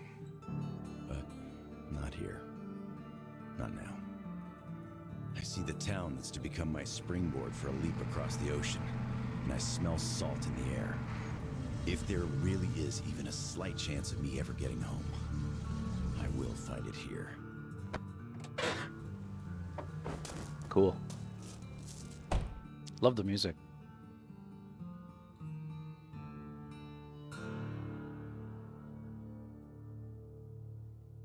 I like this. It's like a soul, you know, like an endeavor, like a soul endeavor. Saying my goodbyes to Dad before going to Russia. I promised him this was going to be my last tour of duty. Besides, I wasn't going to war. I expected a cushy job guarding the embassy. How could I know that instead of a cushy job, waiting for me were mushroom clouds, desperate struggle, salvation, and a tour of duty that would last 20 years? Oh, man. But as soon as Artyom's dogged determination to break out of the tunnels paid off the way it did, a hope to see my father again took root. As we were going east, that hope grew. By the time we reached Novosibirsk, going home was the only thing I could think about. Only duty before my commander and my friends kept me from leaving immediately. But my service with the Order came to an end on the shores of Lake Baikal. There, on that hill, through the terrible pain of loss, I could feel that my friends had also found closure. Their journey was over. Not mine, though. The hope that's been nagging on me for so long now turned into an obsession. The purpose of my life. I had to go. And my friends who had long since become my family, well, they understood. As I'm entering the outskirts of Vladivostok, I know I was immensely lucky to have gotten even this far. But since fate chose to take me here, to the Pacific, I must do everything I can to find a way home. And see my old man again. Real cool. Cool story, eh? They're so like intense, right? Whew.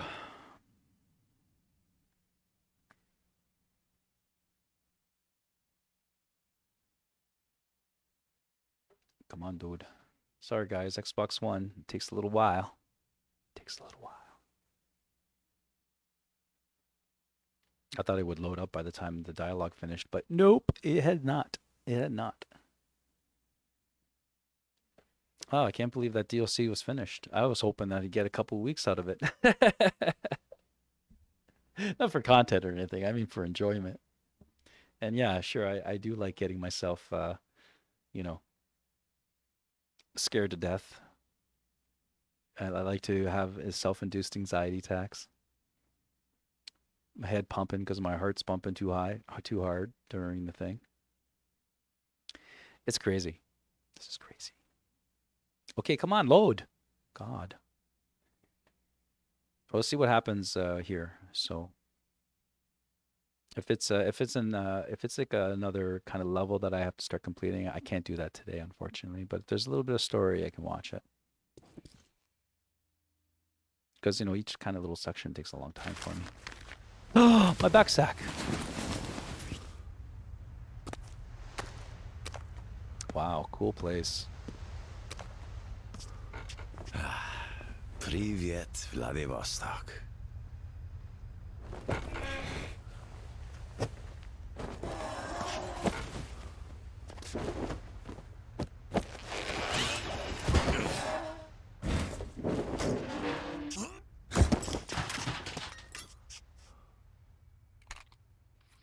Cool.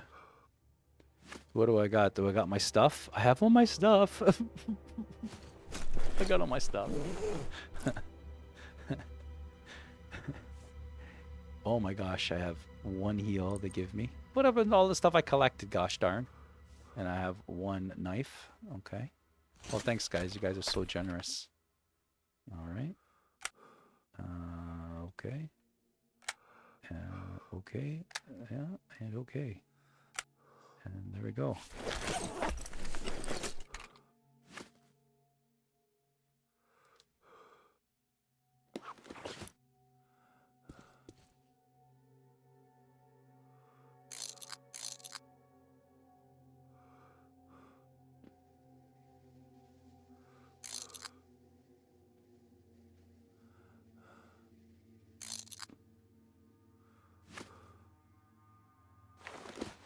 Very cool.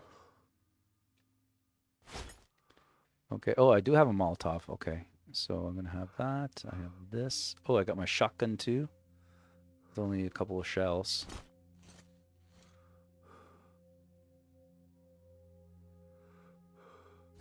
They don't really give me much, do they? Anyway, guys, we are going to explore the heck out of this in a short time. Oh, thanks. Thanks, Charlie. I appreciate it. This is like I finished the DLC, the first one, which is the two. I guess the two. I thought it was colonials, but I think maybe it's kernels. That's how you say that. And now this is the Sam story, and it looks like Sam, after the Artyom thing.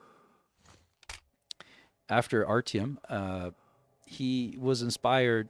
Like he sort of has a longing to go back and see his dad.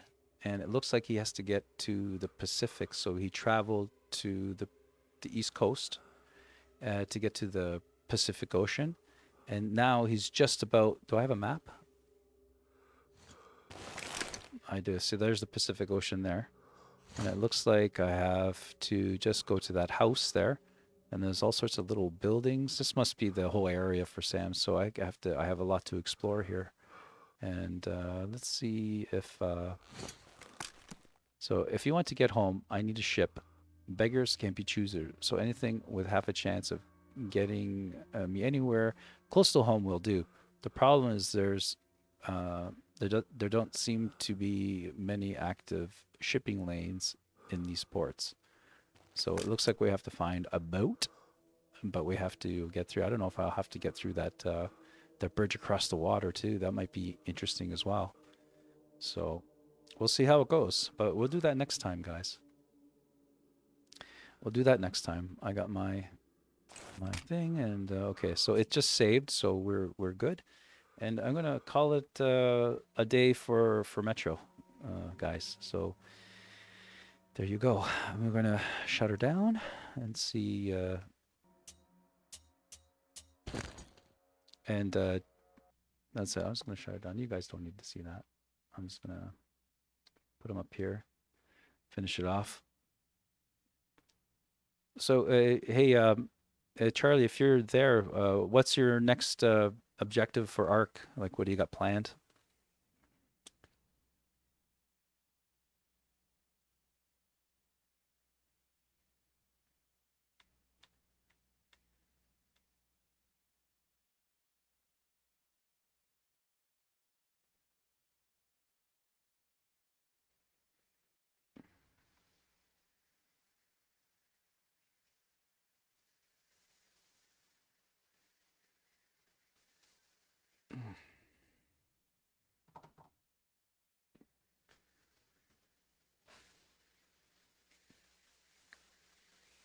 That was an amazing game. I mean, I'm still playing it clearly, but I don't know whether or not to go back to the chapters or just sort of like start another game, or I don't know if there's like a new game plus. I'm not sure. So there's that, right? And like I said, I was a little bit shocked on the length of it. I thought it might be a little bit longer, but it could be long enough. But like my enjoyment of it kind of, it was just like I felt like it was just getting ramped up. You know, I felt like it was just getting ramped up, and it it did not. It did not. It did not get ramped up. So I got a little cooking. Ark. So I don't know what I'm going to call you, but I'm just going to call you Charlie. Charlie, I was wondering what your next objectives are for Ark, because that game goes on forever. So what are you planning on doing next with it? And while you're talking about that, let me turn the music down if it's already down. Yeah, it's already down. I had sometimes what we do for Christmas is that we hey, good guy, thanks, man. You streaming right now? What you doing? Who's streaming right now? Oh, just Raven Penguin is streaming. And also a Midnight GX, which is not part of the village, but she's fantastic streamer, real nice person, and very supportive as well. Yeah, I was just talking about doing that with Metro because I kind of first time playthrough antics, and it was a little bit I missed a lot. I missed like armor upgrades. Hey Raven. Oh, that's cool. Oh, what kind of art do you do? Just to give you a little thing. I do I mostly do oil on canvas, and I do like a couple of different techniques. I'm not good or anything. This is like as a hobby, you know. Usually in the wintertime. I don't do it in the summer. In the wintertime, I like to cocoon myself in a warm room and paint away. And I do two ways. Like I do wet on wet, and those paintings, they don't take very long. And then sometimes what I'll do is I'll do like a base colors, and then start adding details and things like that. I like to do faces too because there's so much you can do with a face. Like you could just constantly be picking away at it and adding little this and little that, It's kind of cool.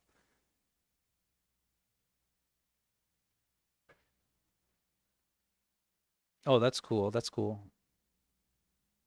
Yeah, that's cool, Raven. Yeah. I was an artist stuck in a techie corporate world for years.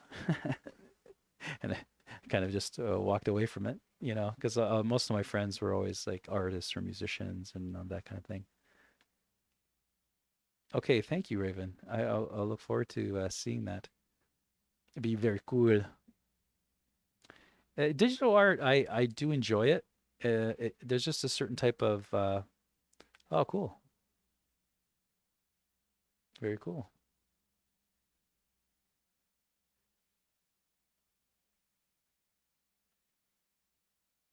I like the layer of I don't know if I could show this to on the screen, but I like the no, I don't know if I could do this. Oh, I accidentally closed my well, you guys probably seeing that. I accidentally closed my whatchamacallit.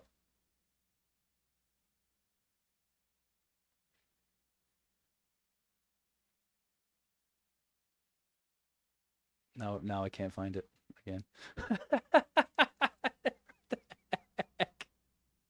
Anyway, I love it. Where the heck is it? Where did it go? Oh, there.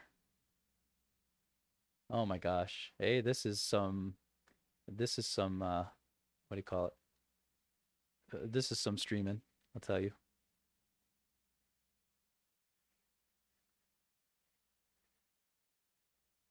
This is some streaming prowess, eh? Uh,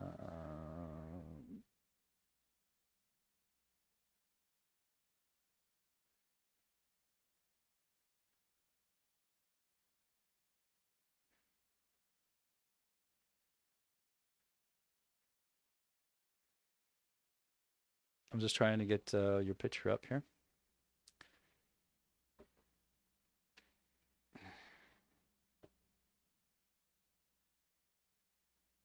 Oh, there we go. And we'll put it here.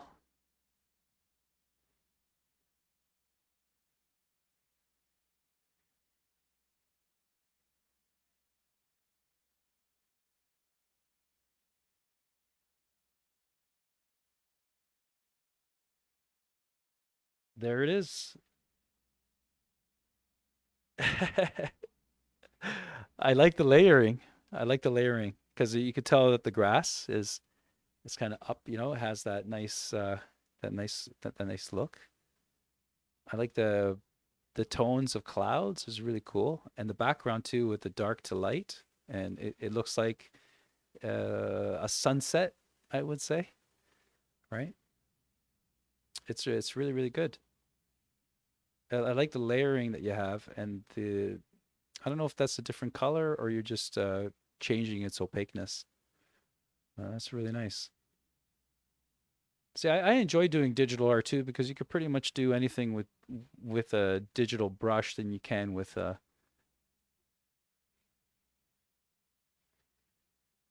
Oh, okay, that's cool. Oh, you're also right. You're also a writer, Raven. That's cool. That's cool. It's really really nice, Raven. Keep it up, man. Keep it up. Keep it up, man. So here's some of my art, and this is called salted cod.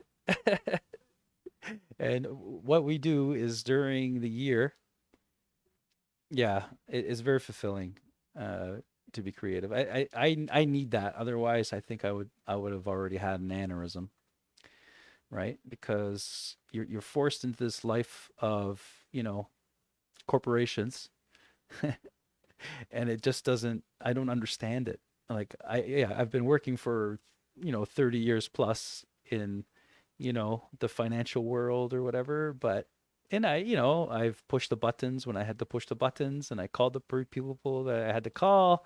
I always got the work done. I excelled actually at my work. Uh, but I never understood what the purpose of it all was. At least anyway, anyway, right? But it does weigh on you because you're kind of like I was, taking jobs and all that kind of stuff, and participating in being a member of society and all that kind of stuff. When it comes to that, it just never really. There was always something that irked me about it, and it's so unnatural and artificial, especially with the way that you have to behave and talk to people. So it kind of started stressing me out. And I luckily put together like a method of life to say, okay, this is, you're kind of trapped into this little world of working and everything. But when you have free time, spend time with the family and all that kind of stuff is one way of getting rid of that kind of weird programming that they try to give you. And also artwork, anything, visual art, playing video games, anything like that has been like a godsend to me. And right. And some of those consequences of me doing artistic things are these videos that I make and these and this bacala night. So bacala, what it is, it's a salted cod. The whole thing's salted, like, and what you do is you rehydrate it in water for a couple of days, take the salt out of it, and then you prepare it. And with my family, we have, and in Italian, it's bacala. So about once a year, we'll have like a bacala night, and everybody has a dish that they bring. And this was my dish that I brought, and I wanted to film it because I wanted to bring it to share it with my family because it was kind of a cool recipe. I hope you guys like it. Not a lot of people that I know outside of like my culture like bacala, but it's an incredibly tasty, delicious fish. Like there's nothing like strange tasting about it, and the texture is also very satisfying. So I don't know, but anyway, this is my bacala or baked salted cod, I guess. Buddy, my name's Vince, and this is my baked. Oh my salted God, cod dish. I commentated don't this. eat salted cod. Well, I don't hate eat my that much of it. commentation. It takes My a long time commentating. to prepare, and It takes a long time to I don't prepare. have patience for that. But my family has a bacala night, and they invited me to See, I'm bring a explaining dish. So everything this is my already. dish. I didn't even know I was commentating. I have this. some salted cod here. As you can see, it's a big old salted piece of dried fish. Like that's all chunks of meat. Like that's a big chunk of meat. Oh, I had to make kind of a lot because there was like 16 of us or something like that. So I wanted everybody to have like a little piece at least, right? But my dish wasn't the To hit get the though. salt out of it, you have to put it in water. I get a huge stainless steel bowl. I put the fish in it, fill it up with fresh water until I cover the fish, and I put it in the fridge. Apparently, my mom tells me I should just leave it on the counter, so I'm going to take my mother's advice and just do it on the counter next time. You can't get any? My You don't have cat any? Loves. Oh, my the cat. cod. Look at it. Get out of there, cat. My uncle comes over for band practice, and he was giving me tips on how to take care of bacala. Here, he's putting it in the fridge for me. Oh, that's. But you're on an island. Wouldn't that be like wouldn't fish be like your main source Here's of? him telling me what he's food? doing for bacala night. Small strips of antipasto, he tells me. Yeah, he's always giving me ideas of what I could do So with it. I put it in the fridge Wednesday, and this is how it looks like Saturday morning. Yeah, it's a few days. And you always have to keep on changing the water. Oh, I know that damn union sometimes, eh? You know, we have a quirk here too. We have, like, I live right by the Great Lakes, right, in North America, and that's a lot of water, a lot of fresh water. As you can see, the But it's salt not is fished kinda for taken fish. off. Like there's It no has a different there's no texture, industry but it's to rather fresh. fish it for food, but it's full of fish, right? Like we don't understand. It's just never kind of took off. It's so strange, right?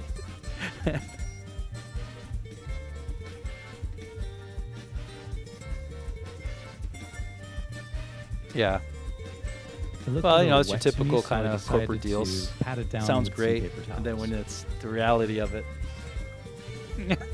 right?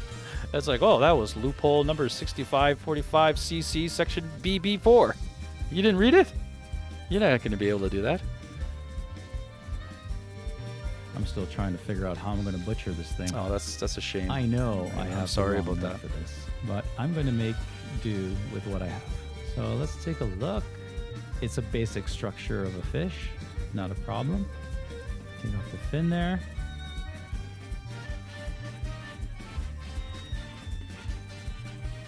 I'm going to take off as much skin as I can. I'm going to clean it up as best as I can with the tools that I have. And this knife wasn't the best. I had to leave this piece of skin on, otherwise I destroyed too much meat, and I figured it'd be fine.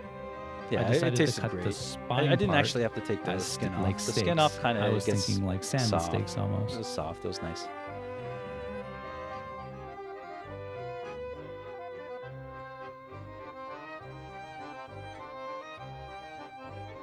The fish is delicious. Came out very nice. We always have actually. bacala and that thing, but I think our country, like, I don't know if they And salt with it. the size of the fish that I got, I know that we have I a got cod industry. A few nice boneless In the fillets 90s, here. they weren't allowed I to doubled them so I can make fish them for like the 10 same years thickness as the in steaks, Canadian as best as I waters can anyway. because we're overfishing Sparky is it. going to guard them. Yeah, or hunt I know. them, I'm not sure. My On that to the knife topping. now is like super sharp, but at the time I didn't have a stone. I have and some nice raisins. I'm going to add a little water to it, and I had some nice scotch on hand. I'll add a little bit of that for some nice flavor. That's my favorite Scotch, Chavez. It's not very expensive. It's not like it's like a blend, but I'm gonna oh my set them gosh, it's aside so for delicious. about 40 minutes. Well, for it's some not cheap either. pimentos. Like for it's Not a like commercial, it's just the we ones pay a that lot they for had. alcohol here, and it's But like they were good ones. it's a little more. It's about $20 premium Nice and red. compared to a usual liquor bottle of liquor here. So that particular bottle of Chavez in this country is about $56 Here's Canadian, the base of the cod topping. which is about about a like cup I of think breadcrumbs. $2.30 US. No, I'm just kidding. It's not that bad. Oh, I'd say almost a third of a cup of olive oil. Oh, okay. Yeah, it's way Some better. Salt and pepper. Way better to have Not a too sharp much knife. salt, And I eh? have a stone now, so I always zip it up. It's super sharp. Like just you don't have to put it when you have a really sharp knife. You don't have to really put any pressure. You just kind of wiggle it back and forth, and everything just Some cuts. fresh parsley. right? Shut up, Vince. What are you doing? Oh, you're commentating.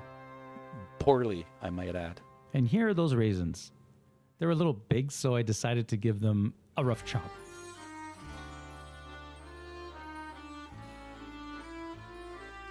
Like the knife had a little bit of edge here, but it was like it was kind of new, so I was losing that edge that I got when I bought the knife because it came rather sharp. Ooh, raisins. And add them to the mixture. The mixture is super delicious, like with this fish. When you first stir it up, it seems dry, but keep going.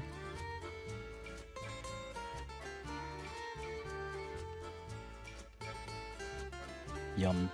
I'll show you how moist it is with my hands.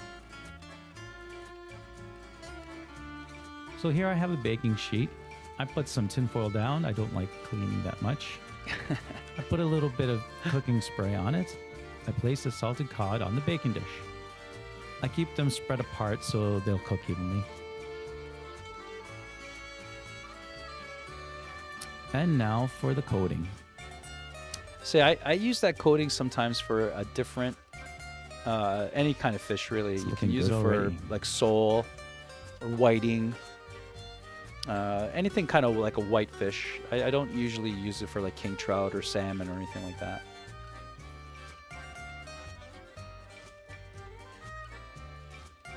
The pimento adds just a little flavor. And See, a I'm trying to great make it look a visual little pop. fancy because I had to show it to my family.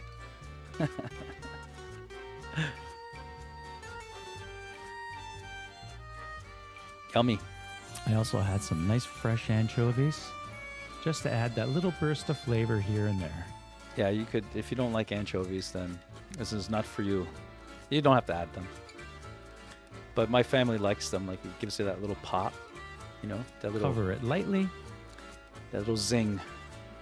And I think you only cook them for like 20 minutes or something like that. Set the oven to 375. That's Fahrenheit. Like I said before, I don't know how to change it to Celsius. And in the oven it goes. I don't even think you I can. put it there for about 30 minutes. Yeah, because here, something happened to my oven there. I had a big splot there on the bottom. And here we are at my uncle's place and the unveiling. Everybody was so proud of me. I usually don't bring stuff. Here's my uncle showing us some of his own creations. Sun-dried tomato and that, yummy. Ooh, cheese and green, maybe spinach. It's a big celebration for us, Bacala night. Yeah, this is not like a holiday or anything. This is just us. We have great times. We have great surroundings. They have We a super cool an house. Elegant table. Yeah, I wasn't allowed to We take make the thing fancy antipastos. off. Ooh, yeah, that's a nice pizza. There's my uncle's dish. Fantastic. There's my mom's. That's my favorite. Oh, that's so good that my mother makes. She cooks it in It's a sauce. cozy night. My pops. We get together and we talk about food, family, and fun. I love that painting. That's our award Oh, that we yeah. got for our music. Warm, cozy fire. That was a great night. Tables are ready to go. Yeah, there's the table now. You know, sometimes you got to take out the good china, right? And have a little party sometimes. Here comes my nephew with his contribution. See, that's the same fish, but he fried it and breaded it, and he had like Uncle a made mustard some sauce. Great veggie sides. Oh my god. I am getting really hungry watching this. I'm sorry. I And didn't it's a even know I great had this in time. this in the video. I didn't know I had all this footage. There's my baked bacala. Turns out it was a little too salty, but hey, Yeah, live for and them. learn. It's a great time. I hope you have a bacala night of your own. They were bashing me Thanks for that. watching. They're like, "Oh, have you a didn't great do it. night. It's a little bit salty." I'm like, you know what? Screw you. I don't like you either. So, because it's Christmas time, I'm going to get you guys to hear my Christmas tune. And I put this together, and I think I'm going to play it quite often because it's, 'tis the season. And I think that the message for this tune is that we could have Christmas. We could have Christmas every day, right? We could not have Christmas every day, but you could behave like it's Christmas every day. And this particular tune I wrote for a charity called Out in the Cold. Basically, it was a calling. They called us out, like Hamilton musicians. That's the city I live in, to give an original Christmas tune. They were going to put a CD together, and then all the proceeds would go to this charity. So we decided to also kind of tour our Christmas tunes, and this one's called Christmas Every Day. And the only recording I have of it that's like a video, like it's recorded. Like there's a professional studio recording of the tune. It's on Spotify or whatever. Sorry, it's not a commercial. I'm just letting you know. But like visually, we don't, making videos or having a music video created is like just huge dollars. Like we'd rather produce music than videos.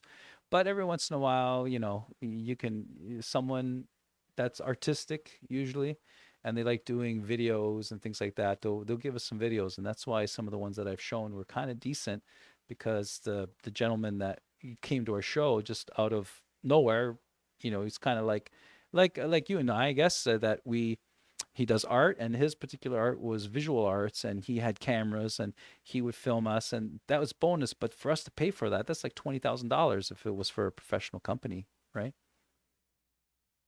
Yeah, like he was so great. But you know what? Like he was like, his name was Abe, and he did like not this particular one, not Christmas Every Day. I'll just show it to you guys until I finish talking. But the other videos that I made, Abe was just a videographer that he did, but he's awesome. And so the first kind of times, like he just sort of gave us these videos, and we're like, oh, Abe, thank you. And we didn't, I think we gave him like a little bit of money, like $100 or something, because my uncle wanted a couple of changes and all that. But then we took him out to dinner, and then we had this movie premiere, and we brought him along. And, for us, like, you go to a movie premiere or a CD premiere or whatever, it's like, okay, it's old hat. Like, I really don't, I just go there for the food. I don't really care about what's going on too much. just to make an appearance. But for him, it was like, this is awesome. You know, he was going, talking to all these people, blah, blah, blah, you know, and we made his day. So in a way, like we weren't able to pay for like the videos that he gave us, and that he made for us. He actually did it twice. But we did take him along to a couple of shows, and we took him, like, first of all, if we go and perform, he doesn't pay to come in. So there's a perk 1. And perk 2 is every once in a while, because he's cool to hang out with, we'll have like dinner with them sometimes. And also, like I said, if we have like any type of premieres or any type of, you know, some type of promotional crap that we have to go do sometimes, we'll take him along, and he just gets a thrill. It's just thrilling for him. So back to this particular video, it was a few years ago, and they're really like a cable, they're like a cable television network.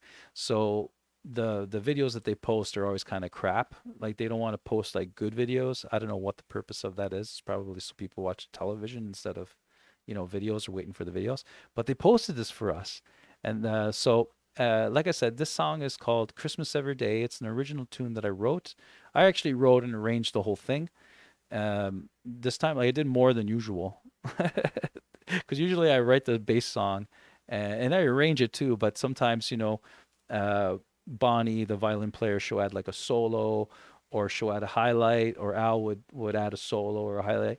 But this time, for some reason, this magical tune that we wrote, because it kind of all came out real easy, and we also had this momentum of doing it for charity and doing it for people in need, that it kind of came together like instantly for us, and there wasn't that much arranging or anything to do. So anyway, enough said.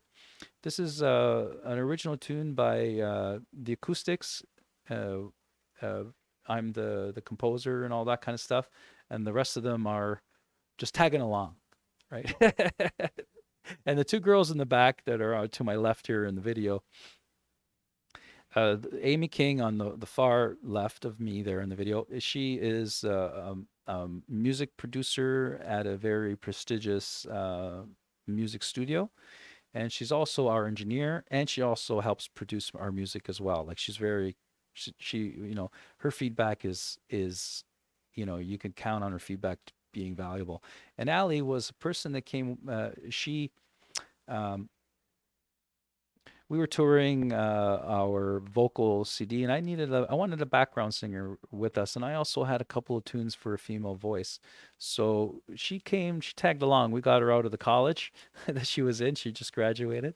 She went for music, and you know, she came along for a ride for a couple of years. Like, we're still great friends and all that, but she just moved on to do other things. So enough said. I've talked too much. Christmas Every Day. I hope you enjoy it. It's my favorite Christmas tune.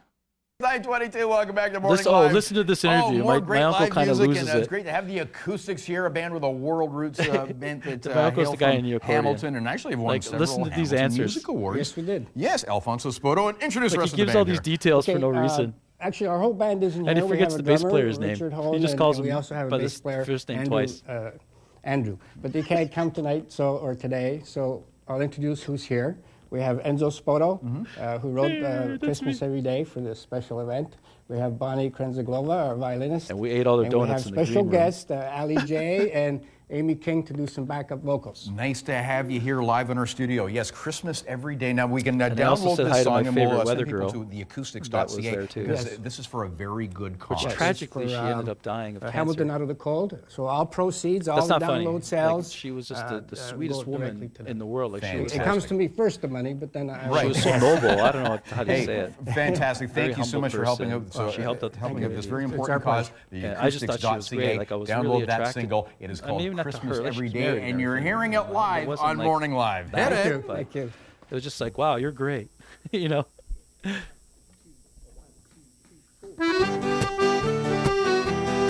And here we're missing two band members. We don't have a bass and a drummer. But they couldn't come. They were working. Gotta be quiet.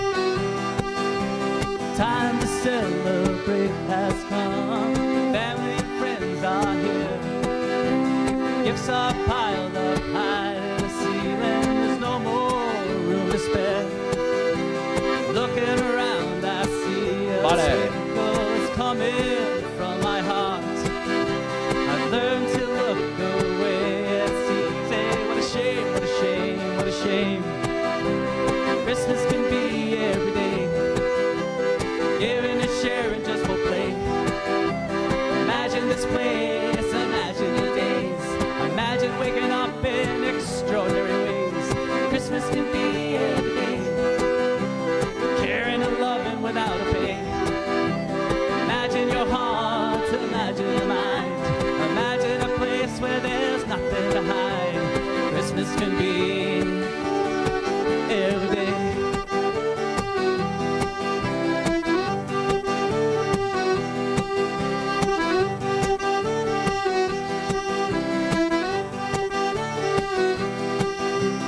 Now the time has lost forever. It's time to run at last.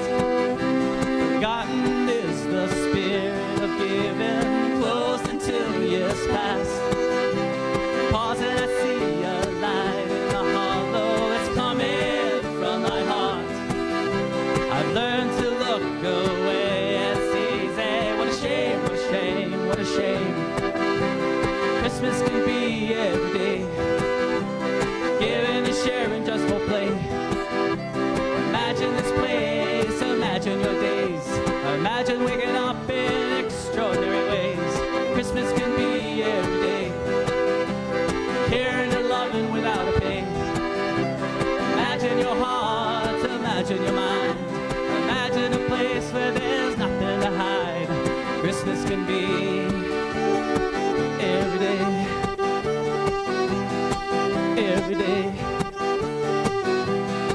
You think I'd write a song so I don't have to keep on changing chords? Should have just wrote a song with one chord. Make it easy for myself.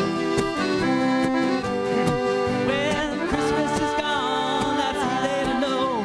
The lights are off and there is no snow. When Christmas is gone, let's not forget the spirit never rests.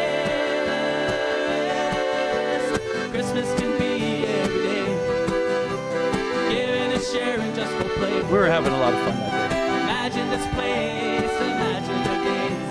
Imagine waking up in extraordinary ways. Christmas can be every day. Caring and loving without a pay. Imagine your heart, imagine your mind. Imagine a place where there's nothing to hide. Christmas can be every day. Every day. Oh, every day.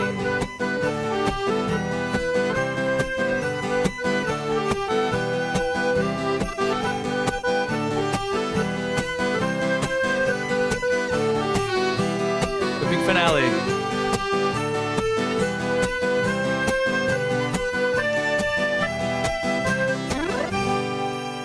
Woo! Christmas can be every day. Love it.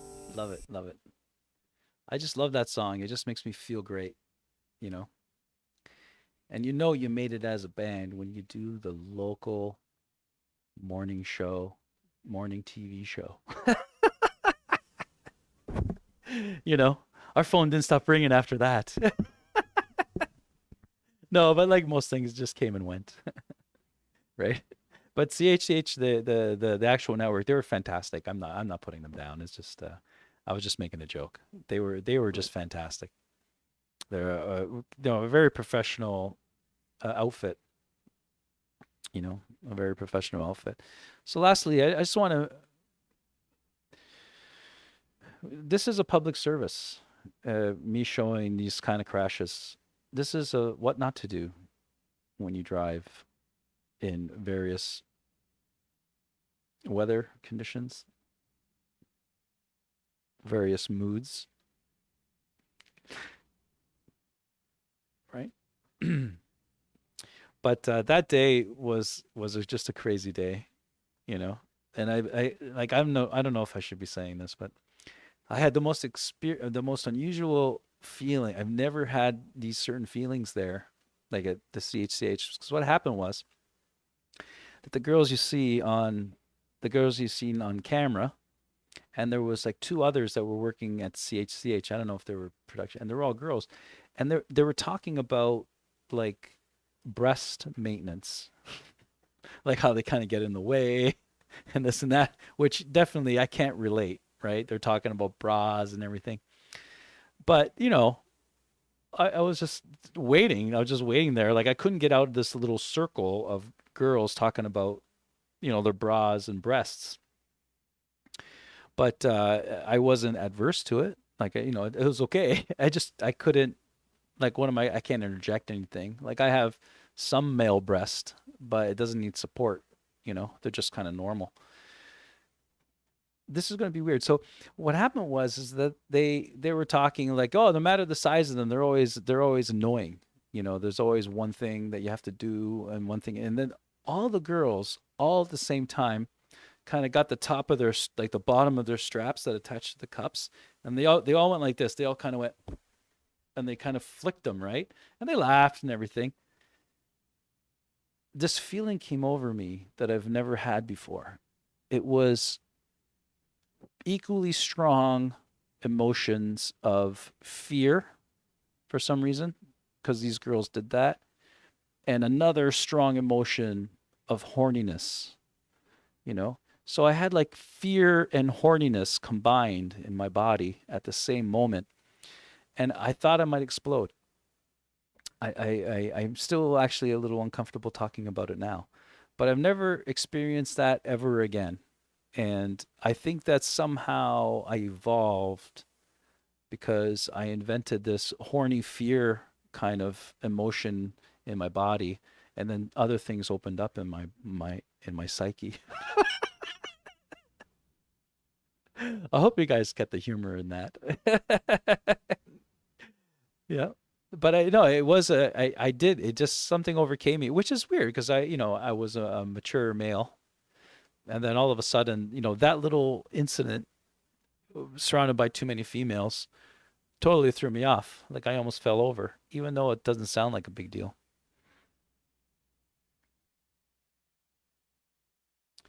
Yeah. Now I feel terrible even mentioning that. Why mess around with the trains, guys? Don't mess around with trains in your car. Like, what's that person doing? Oh, yeah. Yeah, blow that smoke out, guy. You're not going to go anywhere. I think you're stuck. Oh, yeah, that turn wasn't going to ever happen, my friend. Like, what makes people think, what happens too? This guy is going to get frustrated and just keep on trying the same thing over and over again, I think. I've seen this before. Like, what was the difference? Like, if you back up a little bit and just sort of take a run at it, doesn't mean that you're going to make it through pretty clean. And I was wondering, like, what happens? Do you get sued? I guess it depends the country you're in. But does insurance pay for all that? Because it's sort of like, I guess you consider it like a collision coverage. But doesn't it matter, like, what? How did that happen? Oh my God, they went and tried to go up on the lift bridge. What a ding dong. Like, what part of don't go here didn't you understand? Like, people do the craziest things with their cars. But they're like, death machines. I don't get the nonchalantness of some drivers. But, these videos too, they only focus on incidences and, bad drivers like that, all that kind of thing. But it on the majority, they're decent drivers, right? But now saying that, almost every time I go out, there's always an incident, right? There's always something. And if it's not an actual incident, it'll be something that it'll be emotional, like, oh, you sped up too fast, or you slowed down too quick, or, I don't know. Like just today, when I was coming home from dropping off my daughter from school, I was going down a street, and the one lane closes, and it goes to one lane, but so it goes from 2 lane to 1 lane, and the second lane that closes is a right turning lane, and there's indication as to that it's closing and all that. So I was driving, and I was just driving straight. My road was clear, and the person in front of me or beside me, I don't know what they were doing, right? He was driving like a Tesla. So all of a sudden he sped up and put a signal light on right before the traffic signal. So I let off the gas, or maybe a little bit late because I didn't see him come into. So he kind of like cut me off, but he sped up to do it, right? And then by that time, there's like a hill. It goes down a hill, and I let go of the gas because I want to let him go. But the guy like brake checked me twice, but I was like really far away from him. But he did brake check me. It wasn't like tailgating. Like I was at least 30 meters away from the guy. But somehow he got upset at me because he was in the wrong lane and he had to change lanes. Like, it's not my fault. And I wasn't tailgating him. I wasn't anywhere really near him. But maybe he perceived that I was going too fast now, or didn't let him in good, like nice enough. I don't know. Like, I totally let him in because like in a Tesla, you don't use your brake. Like you just, I don't know if you've ever driven one, but with a Tesla, you just, you go, like you push the gas. It's like a different kind of philosophy. Like you push the gas, and then when you slow down, you let go of the gas. So you're doing like this a lot as opposed to letting off and then pushing the brake and then giving gas and then pushing the brake. Like this is just letting off, right? And you slow right down because you have the regeneration of the motor. So there's a lot of drag when you let go of the power, right? So it, because I was thinking to myself, is he slowing down because he sped up a little bit, right? We're only going 60 kilometers an hour. But I think it was just that he was somehow, and then the whole time I was behind him, he was in a puff. And I was just like, wow,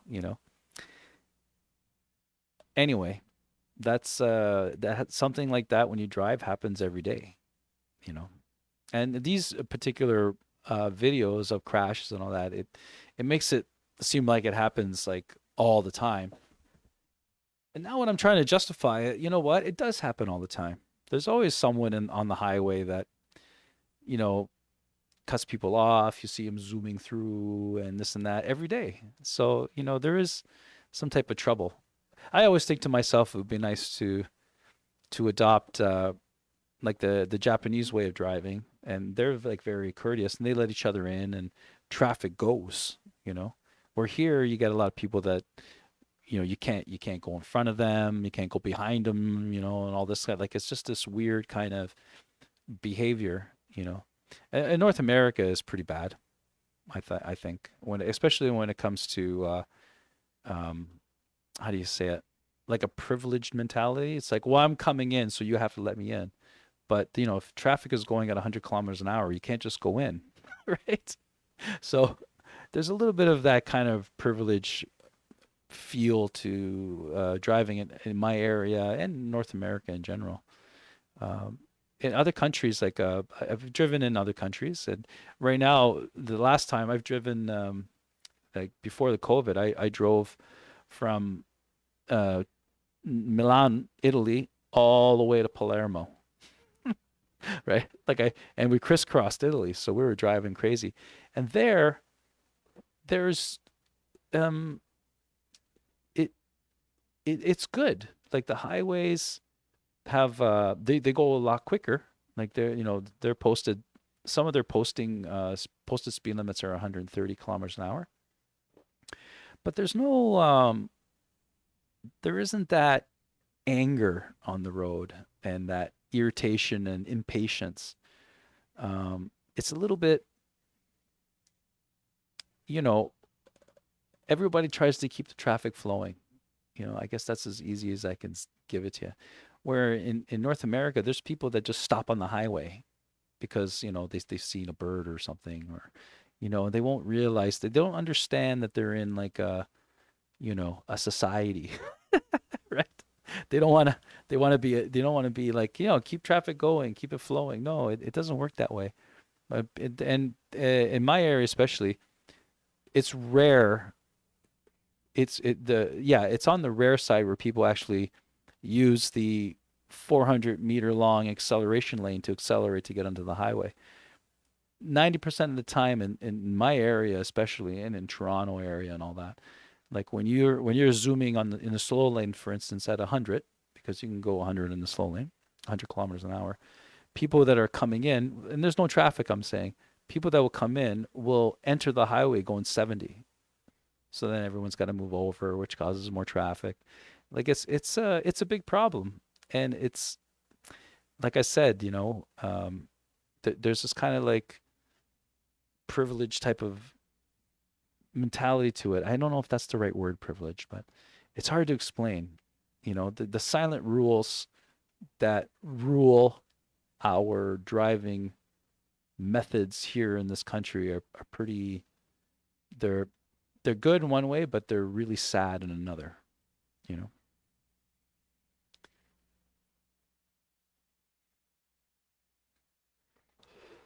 Turn some tunes out, guys, so you have something to listen to while we're watching this. This is appropriate music. It's like crazy balls people. I do enjoy watching these. To me, it does represent how people behave in public. You know, especially in a car. People think that you can't see them in a car. I don't know what it is. Why people kind of change who they are when they drive. You know. Maybe they're the person that they actually are in a car. You know, it's similar to how people behave when they text and they chat. You know, on the internet, they're thinking, well, you know, I'm at home, so I can say these terrible things, right? No one will find me and blah blah blah, like that kind of brain. I don't do that. Like I just assume, you know, I had to learn how to behave online. Online didn't exist for me all my life, so I just behave online when I'm online like I'm in public, because you're in public. So, you know, why be this crazy person online? I don't get it. And I'm not saying crazy, like if you're crazy in one way, that's good, but you know what I'm trying to say. Like, I guess if you're a terrible person online. See, we get a lot of these things that happen in North America where people would like stop on the highway. Like, that's pretty clueless, right? And that's not really taking consideration all the other people on the highway. I think that's one of the worst things that you can do. That's bad behavior, you know? And it's not like nothing happens. Like, I don't care about the cars, but like this is loss of life. You know, you're toying with people's lives because someone cut you off. You know?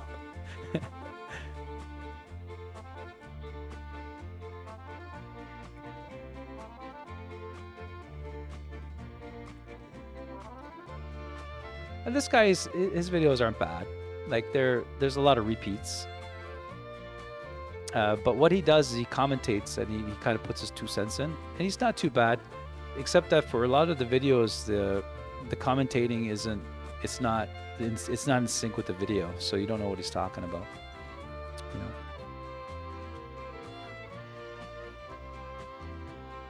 I got 2 bots today. I got followers. The cat's meowing at me. I don't know what she wants. She's fed. She probably wants a pet. I'll pet her. There. Good love. I'll give you love. Go find something to do. Go wreck my carpet in the front room. Yeah, meow. No, it's a great cat. Come on, man. What are you doing going through a red light?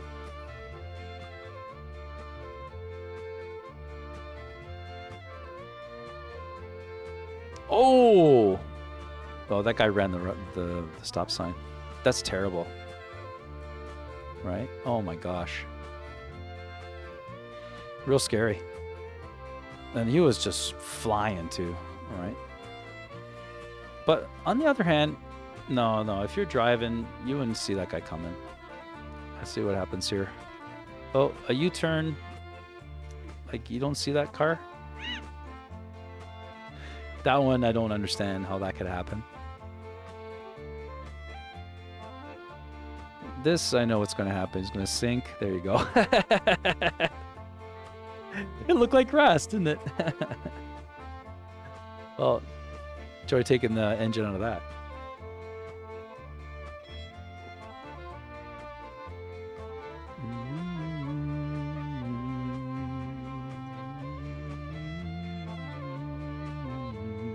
Oh, muscle car back end.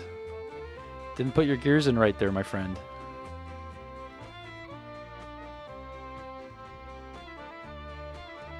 Like, what? See, I don't know whose fault that would be, because I would just let the person out of... I just let the person go. Let them do what they want. Like, I don't want to be stuck in this predicament just because I thought it should have been my turn. You know, that's what I got off of that. Oh my god. What's going to happen here? Alright, that seems right.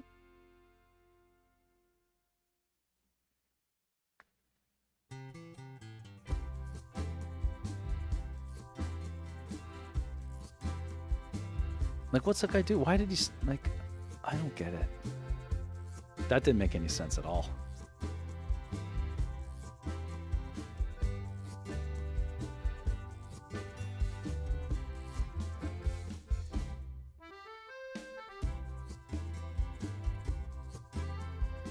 Like, again, stopping on a highway, that's messed up. Like, stopping on any road is messed up.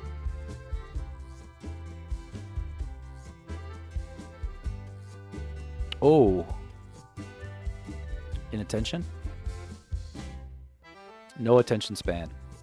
You gotta pay attention when you drive, people.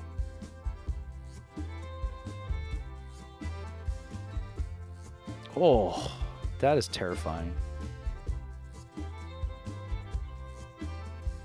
Look at that. Eee. There's no way to stop. Oh, that poor person too. Oh, see? No, this is just self-inflicted. It doesn't bother me. If you ask me, don't buy a Mustang. They have terrible control issues. They've always been like that. Like, you just had to know how to drive it, really. It's not like it was all that bad. Oh. Well, I got off easy. Like, you never floor it when you're turning because you have that momentum, you have that mass. People seem to forget that their car has mass. Like, it's heavy. Like, I could understand because, you know, the engines and everything, you know, motors and pumps and everything, they drive everything, so everything's really light. But, you know, the car's like 2,500 kilograms, right? 2,500 kilograms. Or a little bit less. It's always in that area. Let's say 2,000 kilograms. But that lady forgot to put it in gear. These are really low res. Oh my gosh.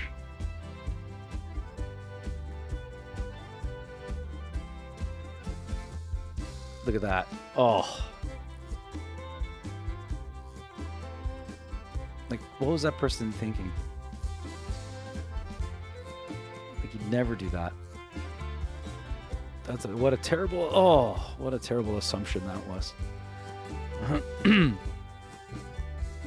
That was terrible. Terrible driving there.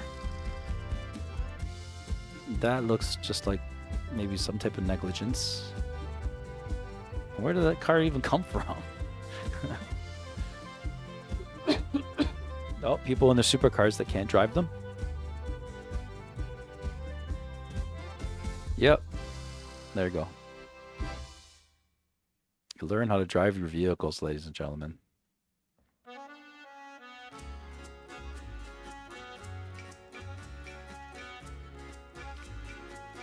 Oh.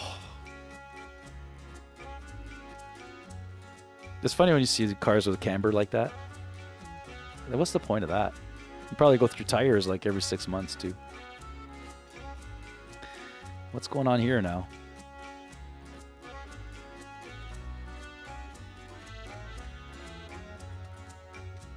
Oh my, what is that? What kind of...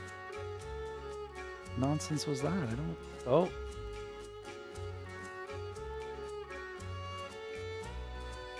I don't understand what happened there. You just pull off the side of the road? Is that what happened? You lose control? That was weird. Oh. Oh, I put a little introduction in the video. Can you imagine doing that with your new car? I worked in a car lot when I was a kid. I washed all the used cars that came in. I had some good times in that job. I still remember my boss's lunch order. It was a turkey sandwich, white bread, no mayo, just dry. I'm like, okay. So he's eating like white meat turkey, which was actually cooked. Like it was a real turkey, because we went to I had to go to a specific place that had real turkey, and it would just be like this dry white meat with no sauce or anything, and no two pieces of white bread. That was his lunch. Mind you, I never ate it or anything, because I wouldn't have eaten it. Maybe that's why, because he knew that I wouldn't eat it. Oh my gosh.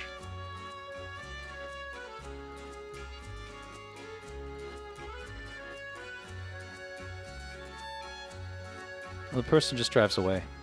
Wow.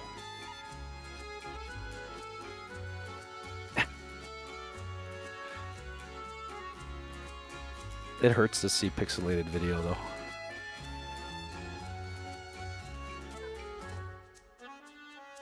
Oh my gosh. Look at that.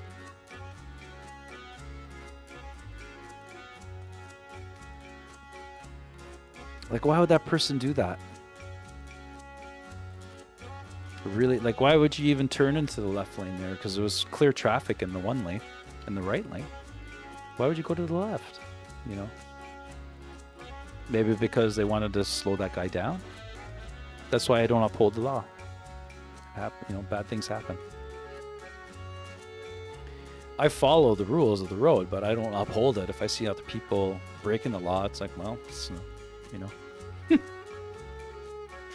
sucks to be you.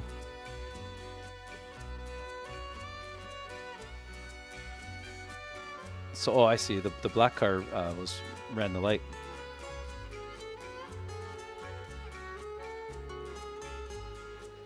Oh, look at this, some anger.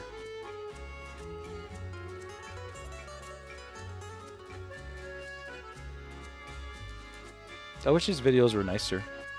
They look a little... They're too pixelated. Maybe he got this off of a YouTube channel.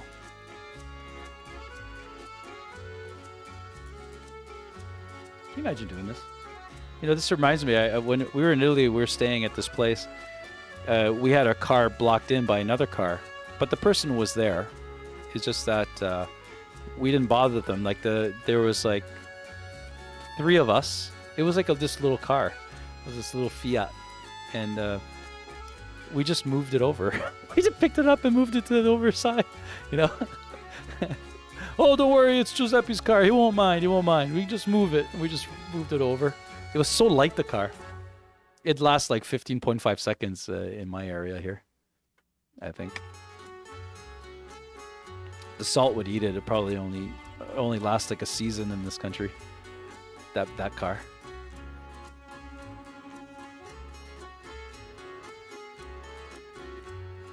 What kind of homemade job is that? Why does he keep on like showing the same? Maybe he's trying to extend his videos. I'm not really a fan of this guy too much.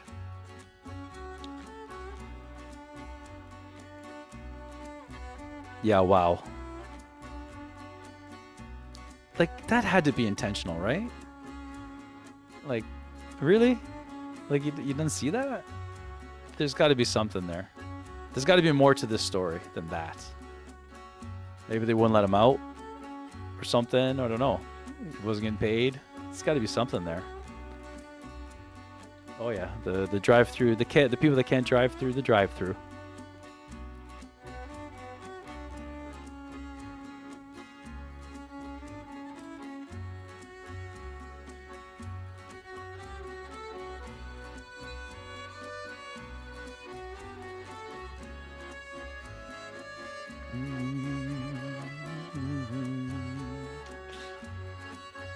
Yeah, see, that happens a lot in my area where people kind of cut in front of you. And a majority of times, too, the other people would tell you to get lost.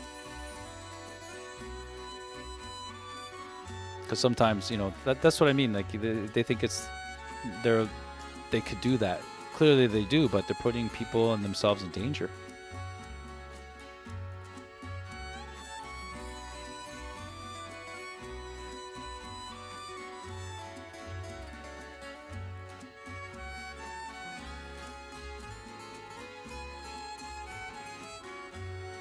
Yeah, these like car mob things, they're like totally like, oh my god, I would never want to be there.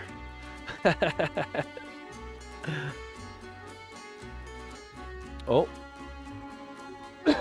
We got some road rage going on. Oh, I've seen this before too. This guy's reusing a lot of stuff that's popular on the internet. Like when it comes to car stuff anyway.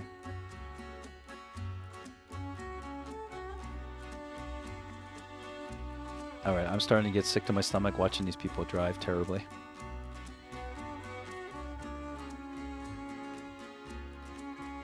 Oh, that's just brutal. Okay, guys, I'm going to have to call it a day. Thank you very much for being here, everyone. I really appreciate your time. It was amazing. That Metro Exodus is just an amazing game. I love it. And so it'll continue tomorrow, and we'll do the what is it? The 2 colonies? What are we doing next? No, Sam's story. We're doing Sam's story. It's got to be amazing. It's going to be amazing. I can't wait. Okay, guys. Thank you very much, and I'm going to forward everyone over to Raven Penguin playing, or he's playing, I'm sorry. I get my pronouns mixed up a lot. I know it's a weird quirk, but I'm sorry. Yeah, no problem, Link. Thanks for being a smart ass every once in a while. Appreciate it. And you know what? Try to get me to hydrate in a row. You're not going to be able to. I fixed it. I didn't even know that was a thing. You know what I had to do? I had to cut like this with the mouse. And then all of a sudden, hey, the cooldown period options. What do you know? So, you know what, Lincoln? And thank you very much for letting me know that, by the way. So I've just I fixed it last night. But thanks for coming here, Link. I appreciate it, man. All right, let's go see what. Yeah, he's playing Call of Duty Vanguard. So I'll get that raid going. How do you do a raid again? Oh yeah. Who knew that you had to learn how to use this thing? Okay.